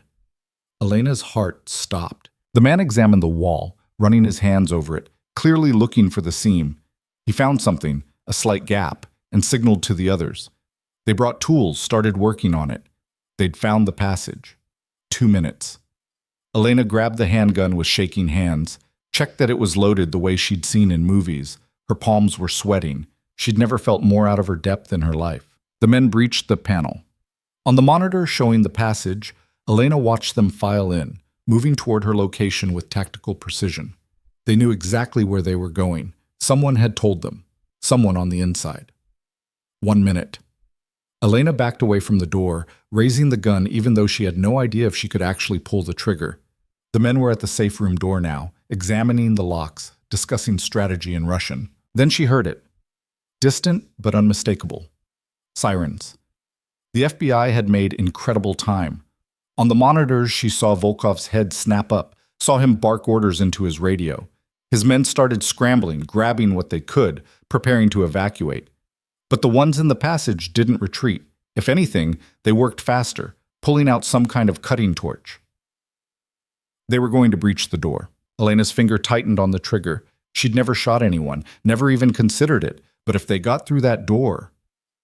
An explosion rocked the house. The monitors flickered and went dark, then came back online showing new chaos. Victor's people had arrived, engaging Volkov's men in a full-scale firefight. She could see muzzle flashes, bodies taking cover, the choreographed violence of professional soldiers at work. And then she saw him, Victor, moving through the house with his security team, his cane abandoned, limping badly, but moving with deadly purpose. He had a gun in each hand and murder in his eyes. He was magnificent and terrifying in equal measure. The men at the safe room door heard the fighting above them. She watched on the remaining passage camera as they hesitated, received new orders through their radios, and made the decision to retreat. Elena sagged against the wall, the gun slipping from her nerveless fingers. It took another 10 minutes for the shooting to stop. Elena watched it all on the monitors, Victor's team systematically clearing the house, Volkov's men either surrendering or falling. The FBI arrived in the middle of it, adding another layer of chaos as both sides tried to figure out how to handle federal agents witnessing a gang war. Finally, there was a knock on the safe room door. Elena pressed herself against the far wall, remembering Victor's warning. Elena, his voice, muffled through the steel. It's me! Prove it, she called back. A pause. Then, I want this to be real. The words from the library, the confession he'd made in the dark. Elena's hands shook as she disengaged the locks. The door swung open, and there was Victor, covered in dust and what looked like blood. Not his, she hoped. His face haggard, but alive. They stared at each other for a heartbeat. Then Elena launched herself at him, and Victor caught her, his arms coming around her tight enough to hurt. She was crying, she realized, shaking and crying and holding on to him like he might disappear. You're okay, Victor murmured into her hair. You're okay. I've got you. Margaret, she's fine. Bruised, but fine. Already giving my security team hell for letting them breach the perimeter. His laugh was shaky.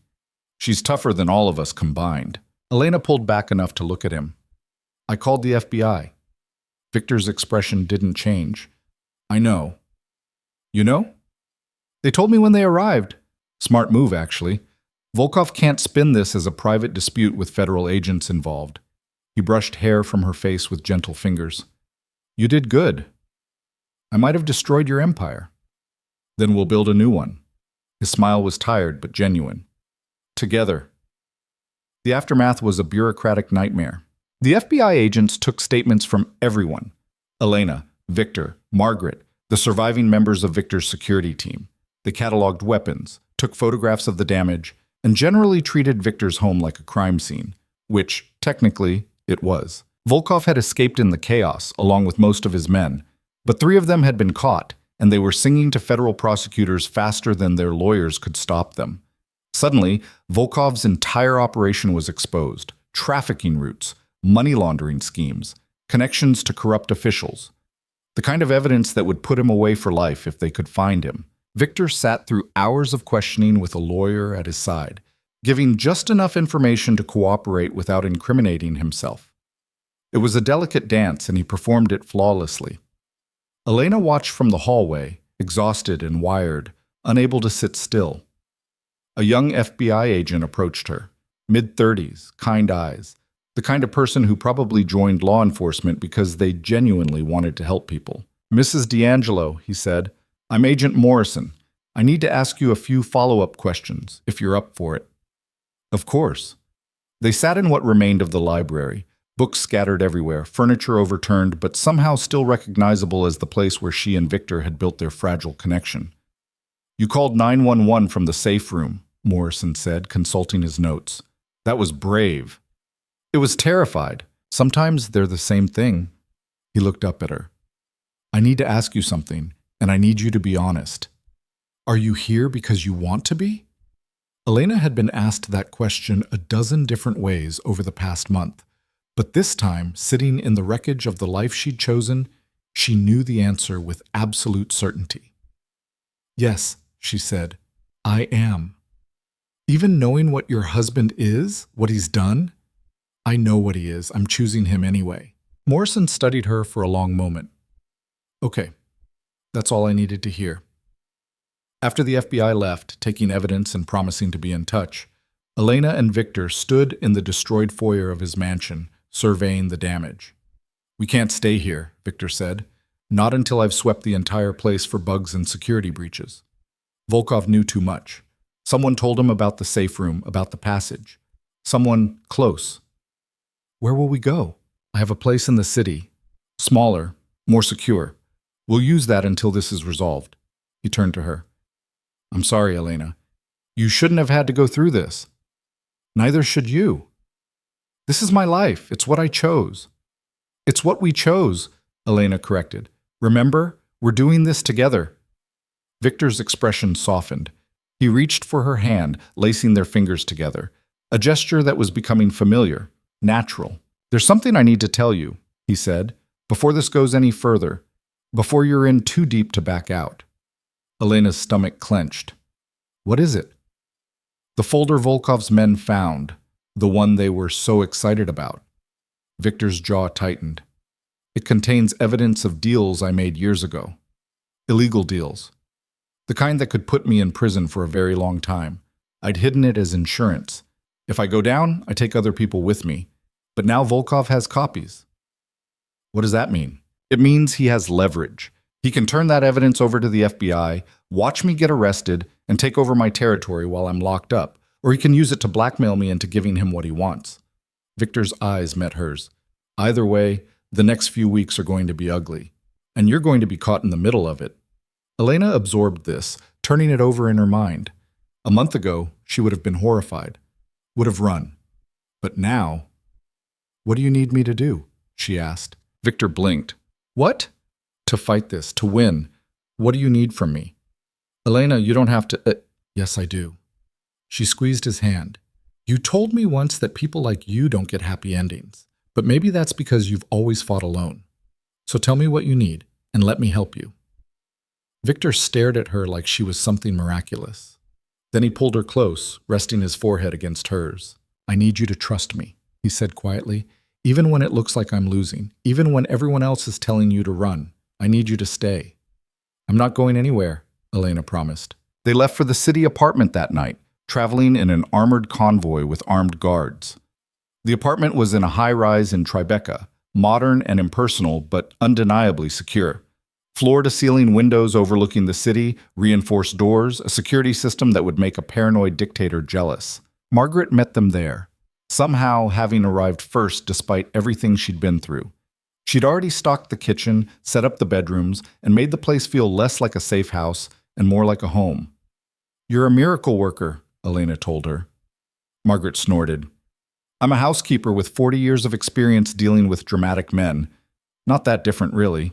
That night, Elena couldn't sleep. She stood at the windows, watching the city lights, thinking about everything that had happened. The attack, the fear. The moment she'd thought she might actually have to shoot someone. Victor found her there around 2 in the morning. "You should be sleeping," he said. "So should you." He came to stand beside her, both of them reflected in the dark glass.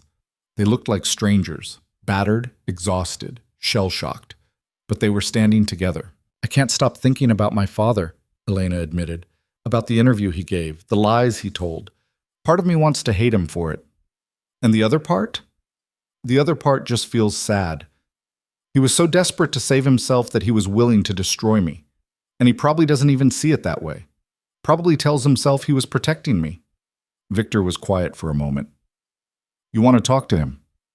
"I don't know. Maybe." "Is that stupid?" "No."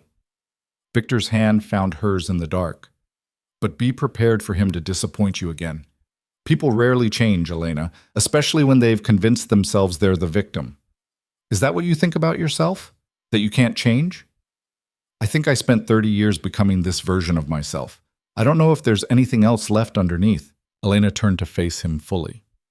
"I think there is. I've seen it. In the library, listening to music. In the garden, when you told me about your parents. In the safe room door, when you came for me even though you could barely walk." She reached up to touch his face, tracing the scar that ran down his cheek. "You're not just what you had to become to survive, Victor. You're also the person who kept fighting even when it would have been easier to give up." Victor's eyes were wet.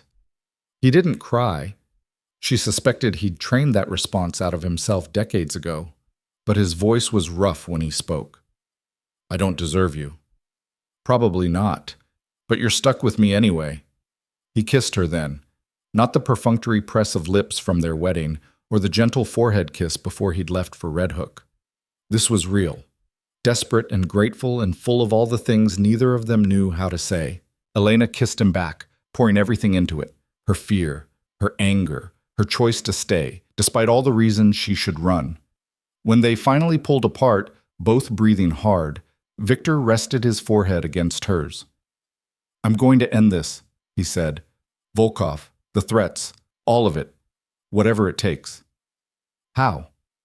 "I'm still working on that part." His smile was grim. "But I promise you, Elena, he's not going to win." The next morning, Elena woke to find Victor already gone. A note on the pillow said he had meetings, that he'd be back by evening, that she should stay in the apartment where it was safe. She crumpled the note and threw it across the room. She was tired of being protected, tired of being kept in the dark while Victor fought battles she was supposed to pretend weren't happening. If they were really in this together, that meant she got to be part of the solution. She found Margaret in the kitchen making coffee. "I need your help," Elena said. Margaret raised an eyebrow. "With what?" "I need to talk to my father, face to face. Can you arrange it?"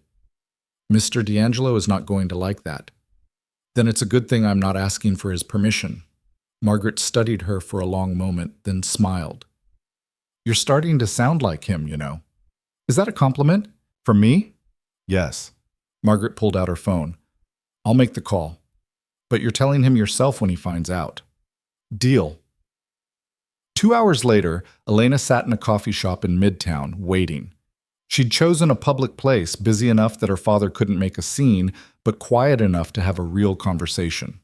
Margaret sat at a nearby table, pretending to read a newspaper but clearly keeping watch. Her father arrived 10 minutes late, looking worse than she'd ever seen him. Thinner, grayer, with the hunted look of someone who hadn't slept well in weeks. When he saw her, his face crumpled. "Elena," he breathed. She didn't stand, didn't smile, just gestured to the chair across from her. He sat like a man expecting execution. "Thank you for seeing me," he started. "I know after everything I said—" "Why did you do it?" Elena cut him off. The interviews, the lies, why? Her father's hand shook as he wrapped them around the coffee cup she'd ordered for him. Because I was ashamed. Because I couldn't face what I'd done. Selling you to that man, forcing you into that life, it was eating me alive. So you made it worse by trying to make yourself the victim? I thought if I could convince people, convince myself that I'd been coerced, that D'Angelo had orchestrated everything, then maybe it wouldn't be my fault. He looked up at her with red-rimmed eyes. I'm sorry, Elena. I'm so sorry. Elena wanted to stay angry, wanted to make him hurt the way she'd hurt, but looking at him now, she just felt tired. Did Volkov pay you? She asked. Her father flinched. Not at first. At first it was just me trying to rewrite history. But then his people approached me, offered money to keep talking, to give more interviews. They told me I was doing the right thing, that I was protecting you. He laughed bitterly. I knew it was bullshit, but I took the money anyway.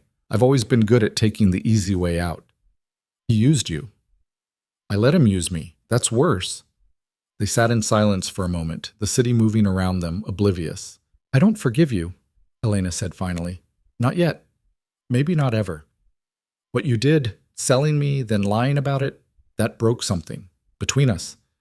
And I don't know if it can be fixed. Her father nodded, tears streaming down his face. I understand. But, Elena took a breath. I don't want to carry this anger around forever, so I'm giving you a chance. One chance. To be honest. To stop letting people like Volkov manipulate you. To actually be the father I needed instead of the one I got. How? Volkov is still out there, still trying to destroy Victor, which means destroying me. You helped him do that.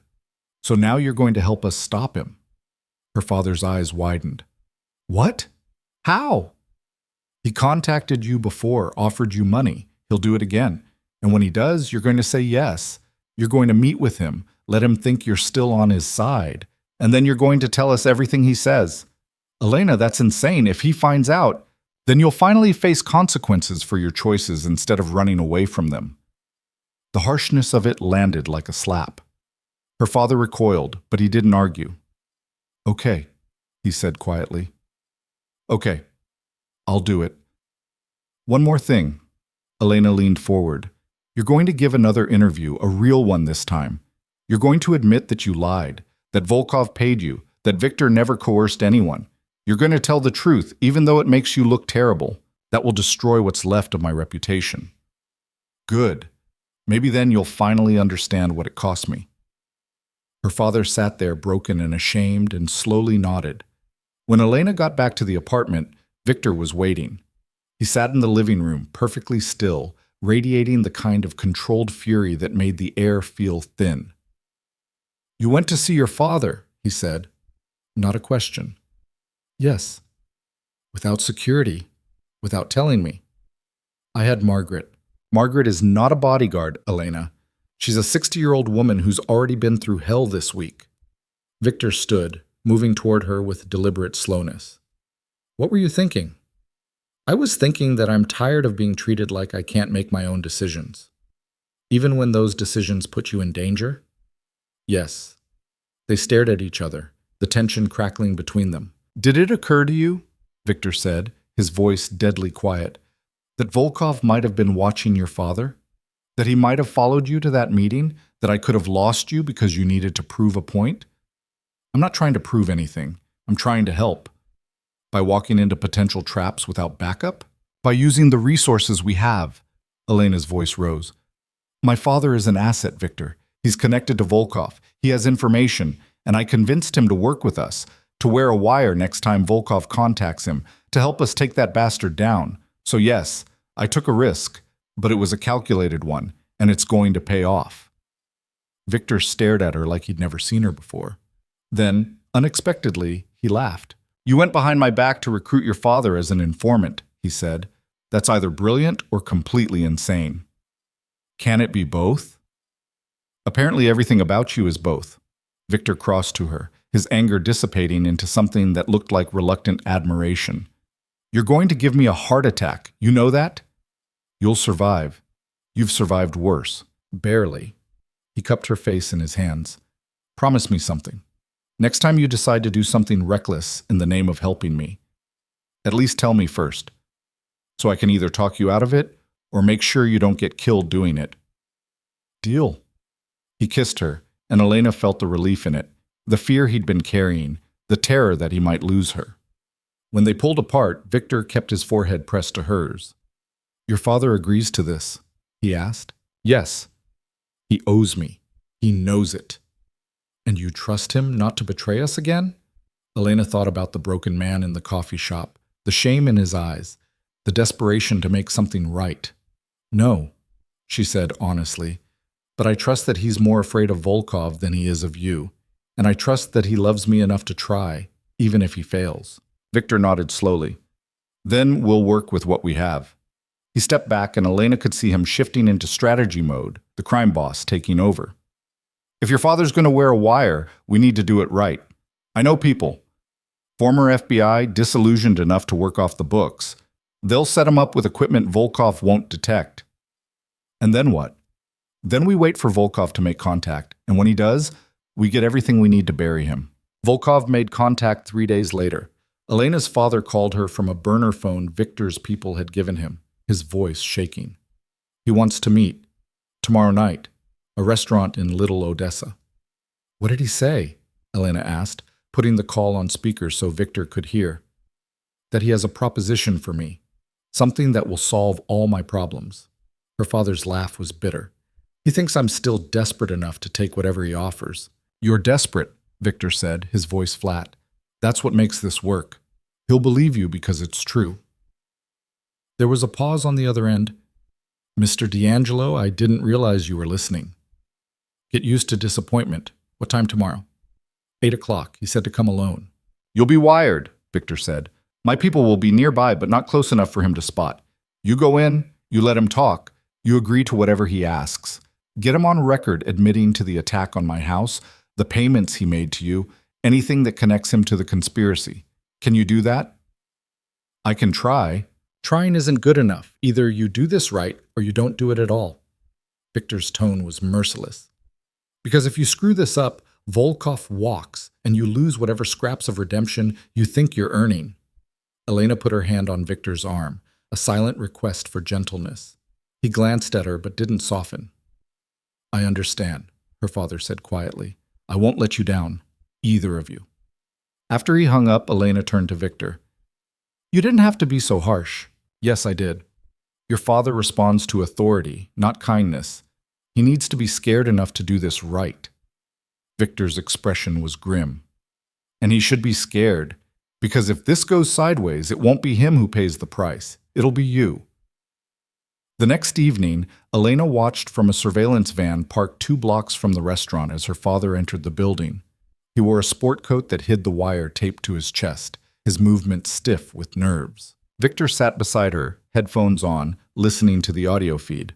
His tech guy, a young man named Danny who looked like he lived on energy drinks and conspiracy theories, monitored 3 different video angles. Audio's clean, Danny confirmed. Video's good. We're recording everything. Elena's father was shown to a table in the back. Volkov was already there, a bottle of vodka between them, looking relaxed and confident. He stood to greet her father with a smile that didn't reach his eyes. Richard, Volkov said warmly, thank you for coming. You said you had a proposition. Her father's voice was tight. Always so direct. Sit. Have a drink first. They settled into their chairs and Volkov poured 2 glasses. Elena watched her father's hand shake as he raised his to his lips. You've had a difficult few weeks, Volkov said. All that media attention must be exhausting. You should know. You orchestrated most of it, Volkov laughed. I simply provided opportunities for the truth to surface. What you chose to do with those opportunities was your decision. You paid me to lie about my daughter's marriage. I paid you to share your perspective. If that perspective happened to align with my interests, well, happy coincidence. Victor tensed beside Elena. He's being careful, knows better than to admit anything directly. On screen, Volkov leaned forward. But we're past all that now. D'Angelo survived my little demonstration at his estate. Unfortunate, but not unexpected. The man is remarkably hard to kill, Which brings me to why you're here. I'm listening. I need information about D'Angelo's operations, his weaknesses, his routines. You're married to his wife. Surely she's told you things. Pillow talk, family dinners, whatever pathetic relationship they've managed to build. Elena's stomach dropped. Her father's face on the screen went pale. You want me to spy on my own daughter? I want you to give me what I need to finish this. In exchange, I'll clear your debts. All of them. You'll walk away with enough money to start over somewhere warm and far away from all this mess. And Elena? Volkov's smile was cold. Your daughter made her choice when she married him. She's D'Angelo's problem now, not yours. That's not... Her father stopped himself, visibly struggling. What exactly do you need to know? Good man. I knew you'd see reason. Volkov refilled their glasses. I need his schedule when he's at the apartment, when he's vulnerable. I need to know about his security protocols, his escape routes, and most importantly, I need to know where he keeps his insurance. Insurance? The folder my men took from his estate. It was empty, a decoy. The real evidence is somewhere else. Leverage he's been holding over people for years. If I can find it, I can neutralize every ally he has. He'll be completely alone. Victor's hand clenched into a fist. Son of a bitch. He knows about the insurance files. Where are they? Elena whispered. Safe deposit boxes. 3 different banks, 3 different names. Even if he found one, he'd never get all 3. On screen, her father was nodding slowly. And if I get you this information, then you're a rich man who never has to see his daughter again. Clean break, new life. The silence stretched. Elena held her breath, watching her father's face, trying to read what he was thinking. I need time, her father said finally. Elena doesn't trust me right now. It'll take work to get close enough for the kind of information you need. You have 1 week. After that, I move forward with or without your help. And if you're thinking about running to D'Angelo with this conversation, Volkov's smile turned vicious. Remember that I know where you sleep, where you eat, where you hide when you think no one's watching. There's nowhere you can go that I won't find you. I understand. Good. Volkov stood, leaving cash on the table. 1 week, Richard. Don't waste it. He left without looking back. Elena's father sat alone at the table for a long moment, then raised his shaking hand to his face. Into the wire, so quietly Elena almost missed it. He whispered, I'm sorry, sweetheart. I'm so sorry. Back at the apartment, Victor paced like a caged animal, while Danny downloaded and backed up the recording. It's not enough, Victor said. He didn't admit to the attack. Didn't directly confess to anything. A good lawyer would tear this apart in court. But he threatened my father, Elena argued, said he knows where he sleeps. That's intimidation. It's barely usable. We need more. Victor stopped pacing, his jaw tight. He wants the insurance files. That's his real target. Everything else is just noise. So we give them to him, Elena said. Both Victor and Danny turned to stare at her. Absolutely not, Victor said. Those files are the only thing keeping half my enemies in check. If Volkov gets them, he won't get the real ones. We'll create fakes. Good enough to fool him until it's too late. Victor studied her, and Elena could see the calculations happening behind his eyes. You want to set a trap, he said slowly. I want to end this. He's coming after us anyway. At least this way, we control when and where. Danny cleared his throat. For what it's worth, I could create convincing forgeries. Scan the real documents, alter just enough that they'd be worthless, but he wouldn't know until he tried to use them. Victor was quiet for a long moment. Then he pulled out his phone and made a call. It's me, he said when someone answered. I need a favor, a big one. 3 days later, Elena sat across from her father in the same coffee shop where they'd met before. This time, he looked even worse, barely sleeping, jumping at shadows, the weight of Volkov's threats pressing down on him. He's going to kill me, her father said without preamble. When he finds out I'm working with you, he's going to kill me. Not if we get him first, Elena said. She slid a folder across the table. This is what you're going to give him. Copies of Victor's schedule, security protocols, and the location of one of the insurance files. Her father opened the folder, scanning the contents. This is real? Real enough that he'll believe it. The schedule is accurate for the next week. The security protocols are outdated, but close enough that he won't question them. and the bank location is legitimate. And the insurance file? Danny's masterpiece. Looks real, scans real, but every piece of information in it is either falsified or belongs to people who are already dead or in prison. Useless. Her father looked up at her. When he realizes he'll be too busy dealing with the FBI to care, because you're also going to tell him that Victor keeps the other 2 files at the apartment. He'll come for them. And when he does, we'll be ready. You're using me as bait. We're using everyone as bait, Dad, including ourselves. Elena's voice softened. This is the only way. Volkov needs to believe he's won, that he's finally getting everything he wants. His ego won't let him resist. Her father's hand shook as he closed the folder. What if it doesn't work? Then we all lose. But at least we'll lose trying to do the right thing instead of running away. The words landed like she'd intended, a mirror held up to all the times her father had chosen the easy path over the hard one. Okay, he said quietly. When do I meet with him? Tomorrow. He'll reach out. You give him everything in that folder, and you make him believe you're betraying us because you're scared, which isn't even a lie. No, her father agreed. It's not. The next evening, Elena and Victor prepared the apartment. Federal agents were positioned in the building across the street, cameras and microphones recording everything. Victor's own security team was scattered throughout the building, ready but hidden. Danny had transformed the living room into a command center, multiple screens showing every angle.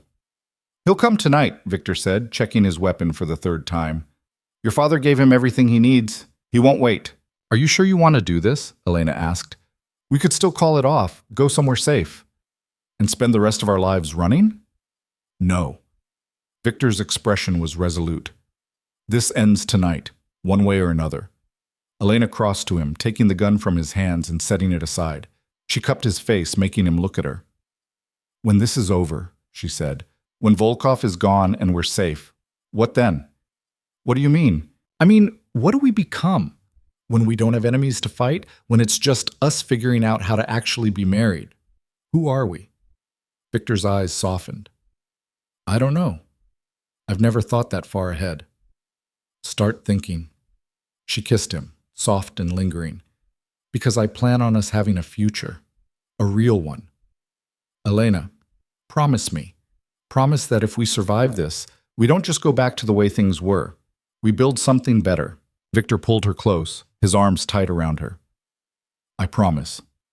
They stayed like that until Danny's voice cut through the moment. Movement outside, 3 vehicles. Looks like our guests are arriving. Elena and Victor separated, both shifting into their roles. Elena moved to the bedroom as planned, while Victor positioned himself in the living room, visible through the windows. On the screens, Elena watched Volkov's team approach. 12 men, heavily armed, moving with military precision. They'd come prepared for war. FBI is standing by, Danny said into his comms. Waiting for your signal. Volkov himself led the team into the building. They bypassed security. Someone had given them codes, probably the mole Victor still hadn't identified, and made their way to the penthouse floor. The knock on the door was almost polite. Victor opened it, unsurprised. Marcus, he said, I was wondering when you'd show up. Volkov smiled, his men fanning out behind him. Did you really think I wouldn't come for what's mine? The insurance files aren't yours. They'll never be yours. That's where you're wrong. Volkov pulled out a phone, showing Victor a photo of the safe deposit box contents, Danny's forgeries. I already have one set. Your father-in-law was very cooperative, and now I'm here for the rest. You think I'd keep them here? In my home? I think you're sentimental. And sentiment makes people stupid. Volkov gestured, and his men started searching. But just to be sure, I brought incentive. 2 of his men left and returned moments later, dragging someone between them. Elena's father. He was beaten, bloodied, barely conscious. They threw him on the floor at Victor's feet. Insurance of my own, Volkov said, in case you decided to be difficult. Elena's hand flew to her mouth, horror and rage warring inside her. This wasn't part of the plan. Her father was supposed to be safe, protected, nowhere near here. Victor's face showed nothing, but his voice was ice. Hurting him doesn't get you what you want. No, but it makes me feel better. Volkov kicked her father casually. Where are the files, Victor? Even if I tell you, you'll kill us both. Probably, but at least it'll be quick. Make me search for them, and I'll take my time with you, and with your lovely wife." Volkov's smile was vicious. "Where is she, by the way? Hiding? How adorable." In the bedroom, Elena made her decision. She grabbed the gun Victor had left for her and stepped out into the hallway. "I'm right here," she said. Every gun in the room swung toward her. Victor's eyes went wide with fury and fear. "Elena, get back!" "No." She kept the gun pointed at the floor, non-threatening but present. "I'm done hiding." Volkov laughed, delighted. "The bride joins the party. How domestic. Tell me, Mrs. D'Angelo, are you enjoying married life? Is it everything you hoped it would be?" "It's better than I expected. Turns out I'm good at choosing the right side." "The right side?" Volkov's amusement faded. "You chose a dying king. His empire is crumbling, his allies are abandoning him, and in about 5 minutes I'm going to put a bullet in his head. That's the side you chose." "You forgot something," Elena said. "What's that?" "Even dying kings have queens, and queens don't go down without a fight." She raised the gun and fired, not at Volkov, at the window behind him. The bullet shattered the glass, and the sound was the signal everyone had been waiting for. The FBI stormed in from 3 directions at once. Victor's security team emerged from their positions. The apartment erupted into chaos. Volkov's men tried to fight, but they were surrounded and outgunned. Some surrendered immediately, others went down firing. Volkov himself tried to run, but Victor caught him at the door, slamming him against the wall with strength that belied his injured leg. "You lose," Victor said, his voice deadly quiet. "You come into my home, threaten my wife, beat an old man, and you lose. I want you to remember that, in prison, for the rest of your life. I want you to remember that you lost to the dying king." Volkov spat blood. "This isn't over." "Yes," Victor said. "It is." Federal agents dragged Volkov away in handcuffs, reading him his rights while he screamed threats in Russian. His men were processed, arrested, removed one by one. Elena ran to her father, dropping to her knees beside him. He was conscious, barely, his face a mess of bruises. "I'm sorry," he whispered. "He grabbed me after the meeting. I tried to warn you, get it? Shh. Don't talk. We're getting you help." Paramedics arrived, loading her father onto a stretcher. As they wheeled him past, he caught Elena's hand. "I'm proud of you," he said. "I don't deserve to be, but I am." Elena squeezed his hand, tears streaming down her face. "Don't die on me now, Dad. We have too much left to fix." He smiled faintly. "I'll try." After the paramedics left, after the FBI finished collecting evidence and statements, after the last of Volkov's men were removed and the apartment fell silent, Elena and Victor stood in the wreckage of their living room. Danny had already disappeared, taking his equipment and promising to have everything cleaned and repaired within a week. Margaret had called to confirm she was safe and would be there in the morning with breakfast. It was just the 2 of them. "You could have been killed," Victor said, his voice rough. "When you stepped out into that room, I know, but I couldn't let him win. Couldn't let him think we were weak. We were supposed to wait for the FBI to breach. Plans change." Elena moved closer to him, taking his hands. "You told me once that you don't let yourself want things, that it's safer that way. But I want things, Victor. I want a life where we don't have to fight for survival every single day. I want to wake up next to you and not wonder if someone's going to try to kill us. I want normal, or as close to normal as people like us can get." Victor pulled her close, resting his chin on top of her head. "People like us don't get normal. Then we'll make our own version of it." They stood like that for a long time, holding each other in the ruins of the battle they'd won. The weeks that followed were a blur of legal proceedings and media frenzy. Volkov was charged with attempted murder, racketeering, conspiracy, and a dozen other crimes that would ensure he died in prison. His organization collapsed without him, territories divided among rivals who were smart enough not to challenge Victor. The FBI offered Victor a deal, testify against Volkov, cooperate with their investigation into organized crime, and they'd overlook certain aspects of his own activities. He took it, not because he trusted them, but because Elena asked him to. "It's a chance to start over," she'd said, "to build something that doesn't require you to be a monster." Her father survived his injuries but was never quite the same. Victor paid for his medical care, his rehabilitation, a quiet apartment upstate where he could recover without the weight of the city pressing down on him. Elena visited once a month, and slowly, painfully, they began to rebuild something that resembled a relationship. The media eventually moved on to other scandals, other stories. The articles about their marriage faded into background noise. People stopped asking Elena if she was okay, stopped treating her like a victim. She and Victor became just another wealthy couple in Manhattan, unremarkable except for the occasional whisper about his past. 6 months after Volkov's arrest, Elena woke to find Victor's side of the bed empty. She found him in the living room, standing at the windows overlooking the city, the early morning light painting everything gold. "Couldn't sleep?" she asked, joining him. "Thinking." "About?" Victor turned to face her, and Elena was struck by how different he looked. The hard edges had softened, the constant tension in his shoulders had eased. He looked like a man who'd finally set down a weight he'd been carrying too long. "About what you said. That night Volkov came. About building something better." "And? I think I know how to do it." He took her hand, lacing their fingers together. "I'm transferring ownership of most of my businesses to people I trust. The legitimate ones, anyway. Restaurants, real estate, investments. I'm keeping enough to stay comfortable, but I'm stepping back from the day-to-day operations." Elena's heart raced. "What will you do instead?" "I don't know yet. That's the terrifying part." His smile was vulnerable, uncertain in a way she'd never seen before. "I've spent 30 years being one thing.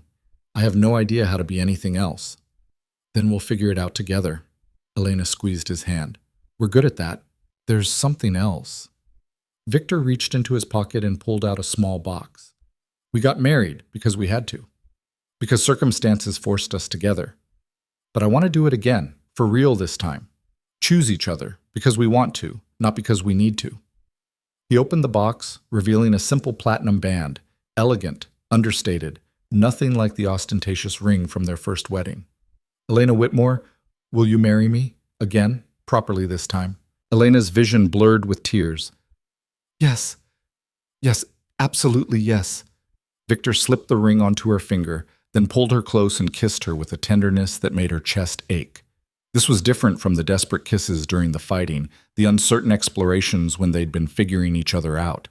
This was a promise, a future. They planned a small ceremony, nothing like the cold transaction of their first wedding.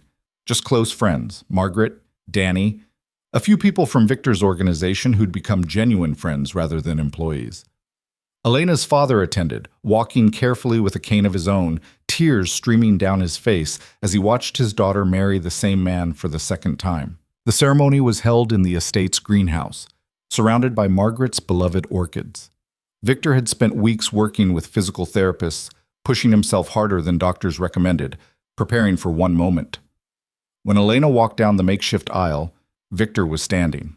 No cane, no visible support. Just standing on his own, defiant and determined, proving that even broken things could be made whole again with enough stubbornness and love. Elena reached him, her own tears falling freely. "You're standing," she whispered. "For you," he said. "Always for you." The officiant, a retired judge who owed Victor more favors than Elena wanted to know about, smiled warmly at them both. "We're here today to witness something rare," she began. "Two people who were thrown together by necessity, who could have let circumstance define them, choosing instead to define themselves. Victor and Elena, you've already made your vows once, but today you're making them again, not because you have to, but because you want to." Victor took Elena's hands, his grip steady and strong. "I don't have fancy words," he said. "I'm not good at this, but I know that before you, I was surviving. That's all. Just getting through each day, building walls, keeping everyone at a distance because it was safer that way. You didn't tear those walls down, you climbed over them like they were nothing and made me see that safe isn't the same as alive." Elena's throat was too tight to speak, so she just nodded. "I can't promise you a normal life," Victor continued. "I can't promise that my past won't catch up to us, or that there won't be hard days ahead, but I can promise that I will choose you every single day for the rest of my life.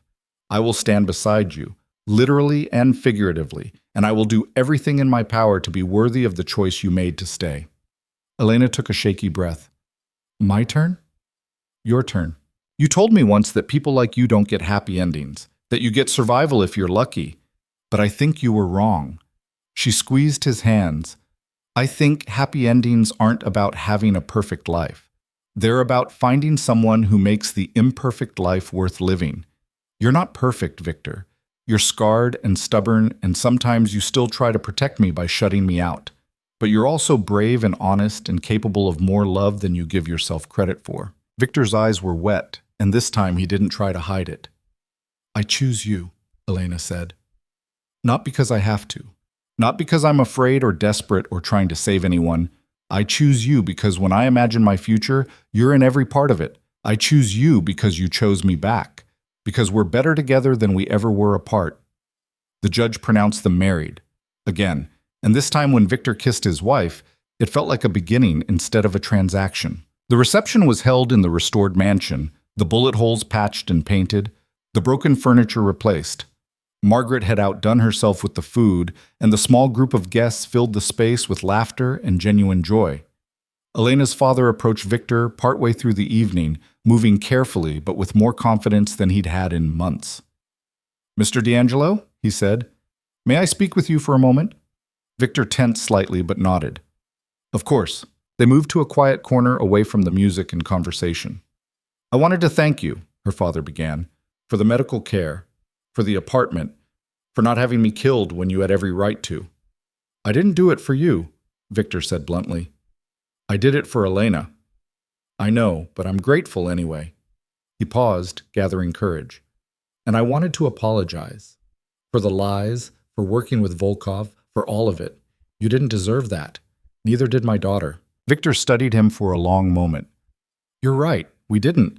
But Elena believes people can change, and I'm trying to believe it too. So here's what's going to happen. You're going to stay clean, stay honest, and be the father she deserves. And in return, I won't make your life a living hell. Deal?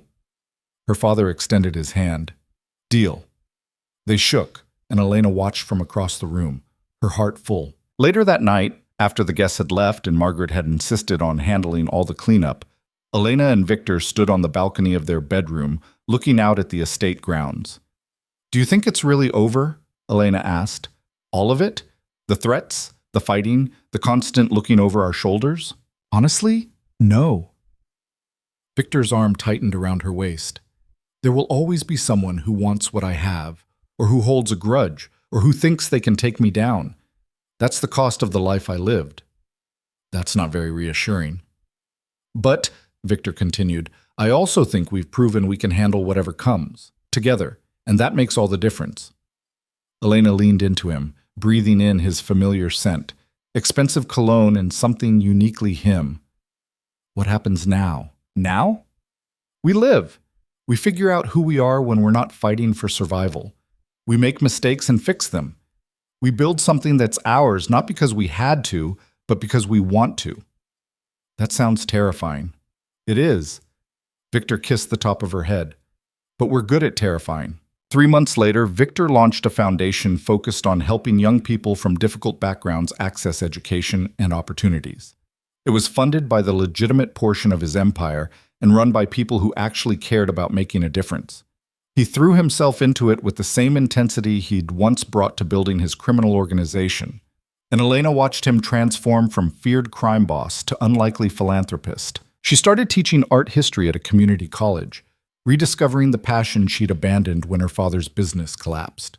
Her students were mostly adults returning to education, people who'd taken difficult paths and were trying to find their way forward. She understood them in a way she never could have before. They still had dinner together every night at 7. They still spent evenings in the library, listening to music.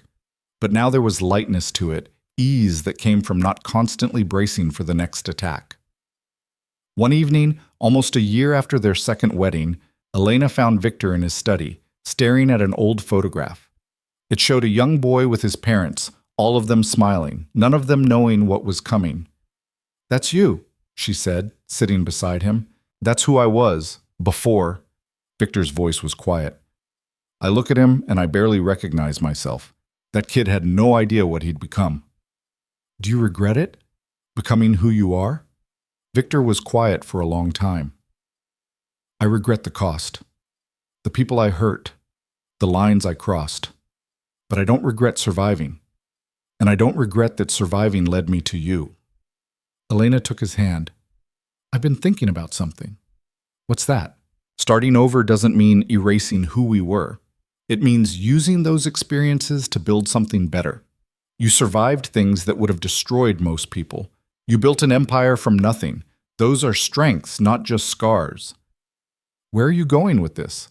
I'm going with this. Stop punishing yourself for what you had to do to survive. Start celebrating that you made it through it all. You're allowed to be proud of who you've become, even if the path was ugly. Victor looked at her, and Elena saw the weight of years in his eyes, the guilt, the grief, the constant war between who he'd been and who he wanted to be. I don't know if I know how to do that, he admitted. Then I'll teach you. She leaned her head on his shoulder. We have time. 2 years after Volkov's arrest, Elena discovered she was pregnant. She told Victor over breakfast, simply and without preamble, I'm going to have a baby. Victor set down his coffee cup with shaking hands. You're sure? 3 tests. Very sure. For a long moment, he just stared at her. Then he stood, crossed to her chair, and knelt beside it, a position that still caused him pain, but he did it anyway. I'm going to be a father, he said, wonder in his voice. A good one, I think. I don't know how to be a father. Neither did mine, and look how well that turned out, Elena said, then laughed at Victor's horrified expression. I'm kidding. Mostly. But seriously, we'll figure it out together, like we do everything else. Victor rested his forehead against her stomach, his arms wrapping around her. I'm terrified. Me too. But we're good at terrifying, remember? Their daughter was born on a rainy October morning, screaming her way into the world with all the fury of both her parents. They named her Sophia, after Victor's mother, and she had Elena's eyes and Victor's stubborn determination. Watching Victor hold his daughter for the first time, tears streaming down his scarred face, Elena understood something fundamental. This was what redemption looked like. Not erasing the past, not pretending to be someone you weren't, but choosing every day to be better than you were yesterday. Victor had been a monster when she met him, a king built on fear and violence and iron control. But he'd also been capable of change, of love, of standing on weakened legs to meet his wife at an altar because some promises were worth the pain. 5 years after their second wedding, Elena stood in the garden watching Victor teach Sophia to walk. He moved with her patiently, his own limp barely noticeable now, encouraging her to take just one more step. Margaret had retired the year before but still visited weekly, always bringing treats and unsolicited advice. Elena's father had moved back to the city, sober and stable, working as a financial advisor for Victor's foundation and slowly rebuilding his relationship with his daughter and granddaughter. The estate was filled with laughter now, instead of tension. The rooms that had once felt like a prison had become a home. Again, Papa, Sophia demanded, and Victor laughed, scooping her up and spinning her around. Elena's phone buzzed, a news alert. Marcus Volkov, notorious crime boss, found dead in federal prison. Authorities suspect foul play. She stared at the screen for a moment, then deleted the notification without mentioning it to Victor. Some parts of the past were better left buried. That night, after Sophia was asleep and the house was quiet, Elena found Victor on the balcony. Did you hear? She asked. About Volkov? Yes. Victor's expression was unreadable. Can't say I'm sorry. Did you? No. I've been out of that world for years, but I can't say I didn't make a call to ensure certain people knew he'd been bragging about taking me down. Sometimes justice finds its own way. Elena should probably have been troubled by that, should have questioned the morality of it, but she'd learned that morality was more complicated than she'd once believed. Sometimes people like Volkov didn't get convicted. Sometimes they found ways to slip through the cracks, to keep hurting people even from prison. And sometimes the people who'd survived them ensured that didn't happen. No regrets? She asked. Victor pulled her close. Only one. What's that? That I wasted so many years being someone I hated. That I didn't find you sooner. That Sophia will grow up hearing stories about what I used to be instead of only knowing who I am now. Then we tell her the truth, Elena said. All of it. The good and the bad. We teach her that people are complicated, that making mistakes doesn't mean you can't change, and that love, real love, means accepting someone's past while helping them build their future. When did you get so wise? I married a crime boss. You learn things. Victor laughed, the sound warm and genuine. I love you, Elena D'Angelo. I love you too, Victor. She kissed him, soft and sweet. My dying king who refused to die. Your king who learned to live instead. They stood together in the darkness, the city lights spread out before them like stars, and Elena thought about the journey that had brought them here. The arranged marriage that should have been a prison sentence.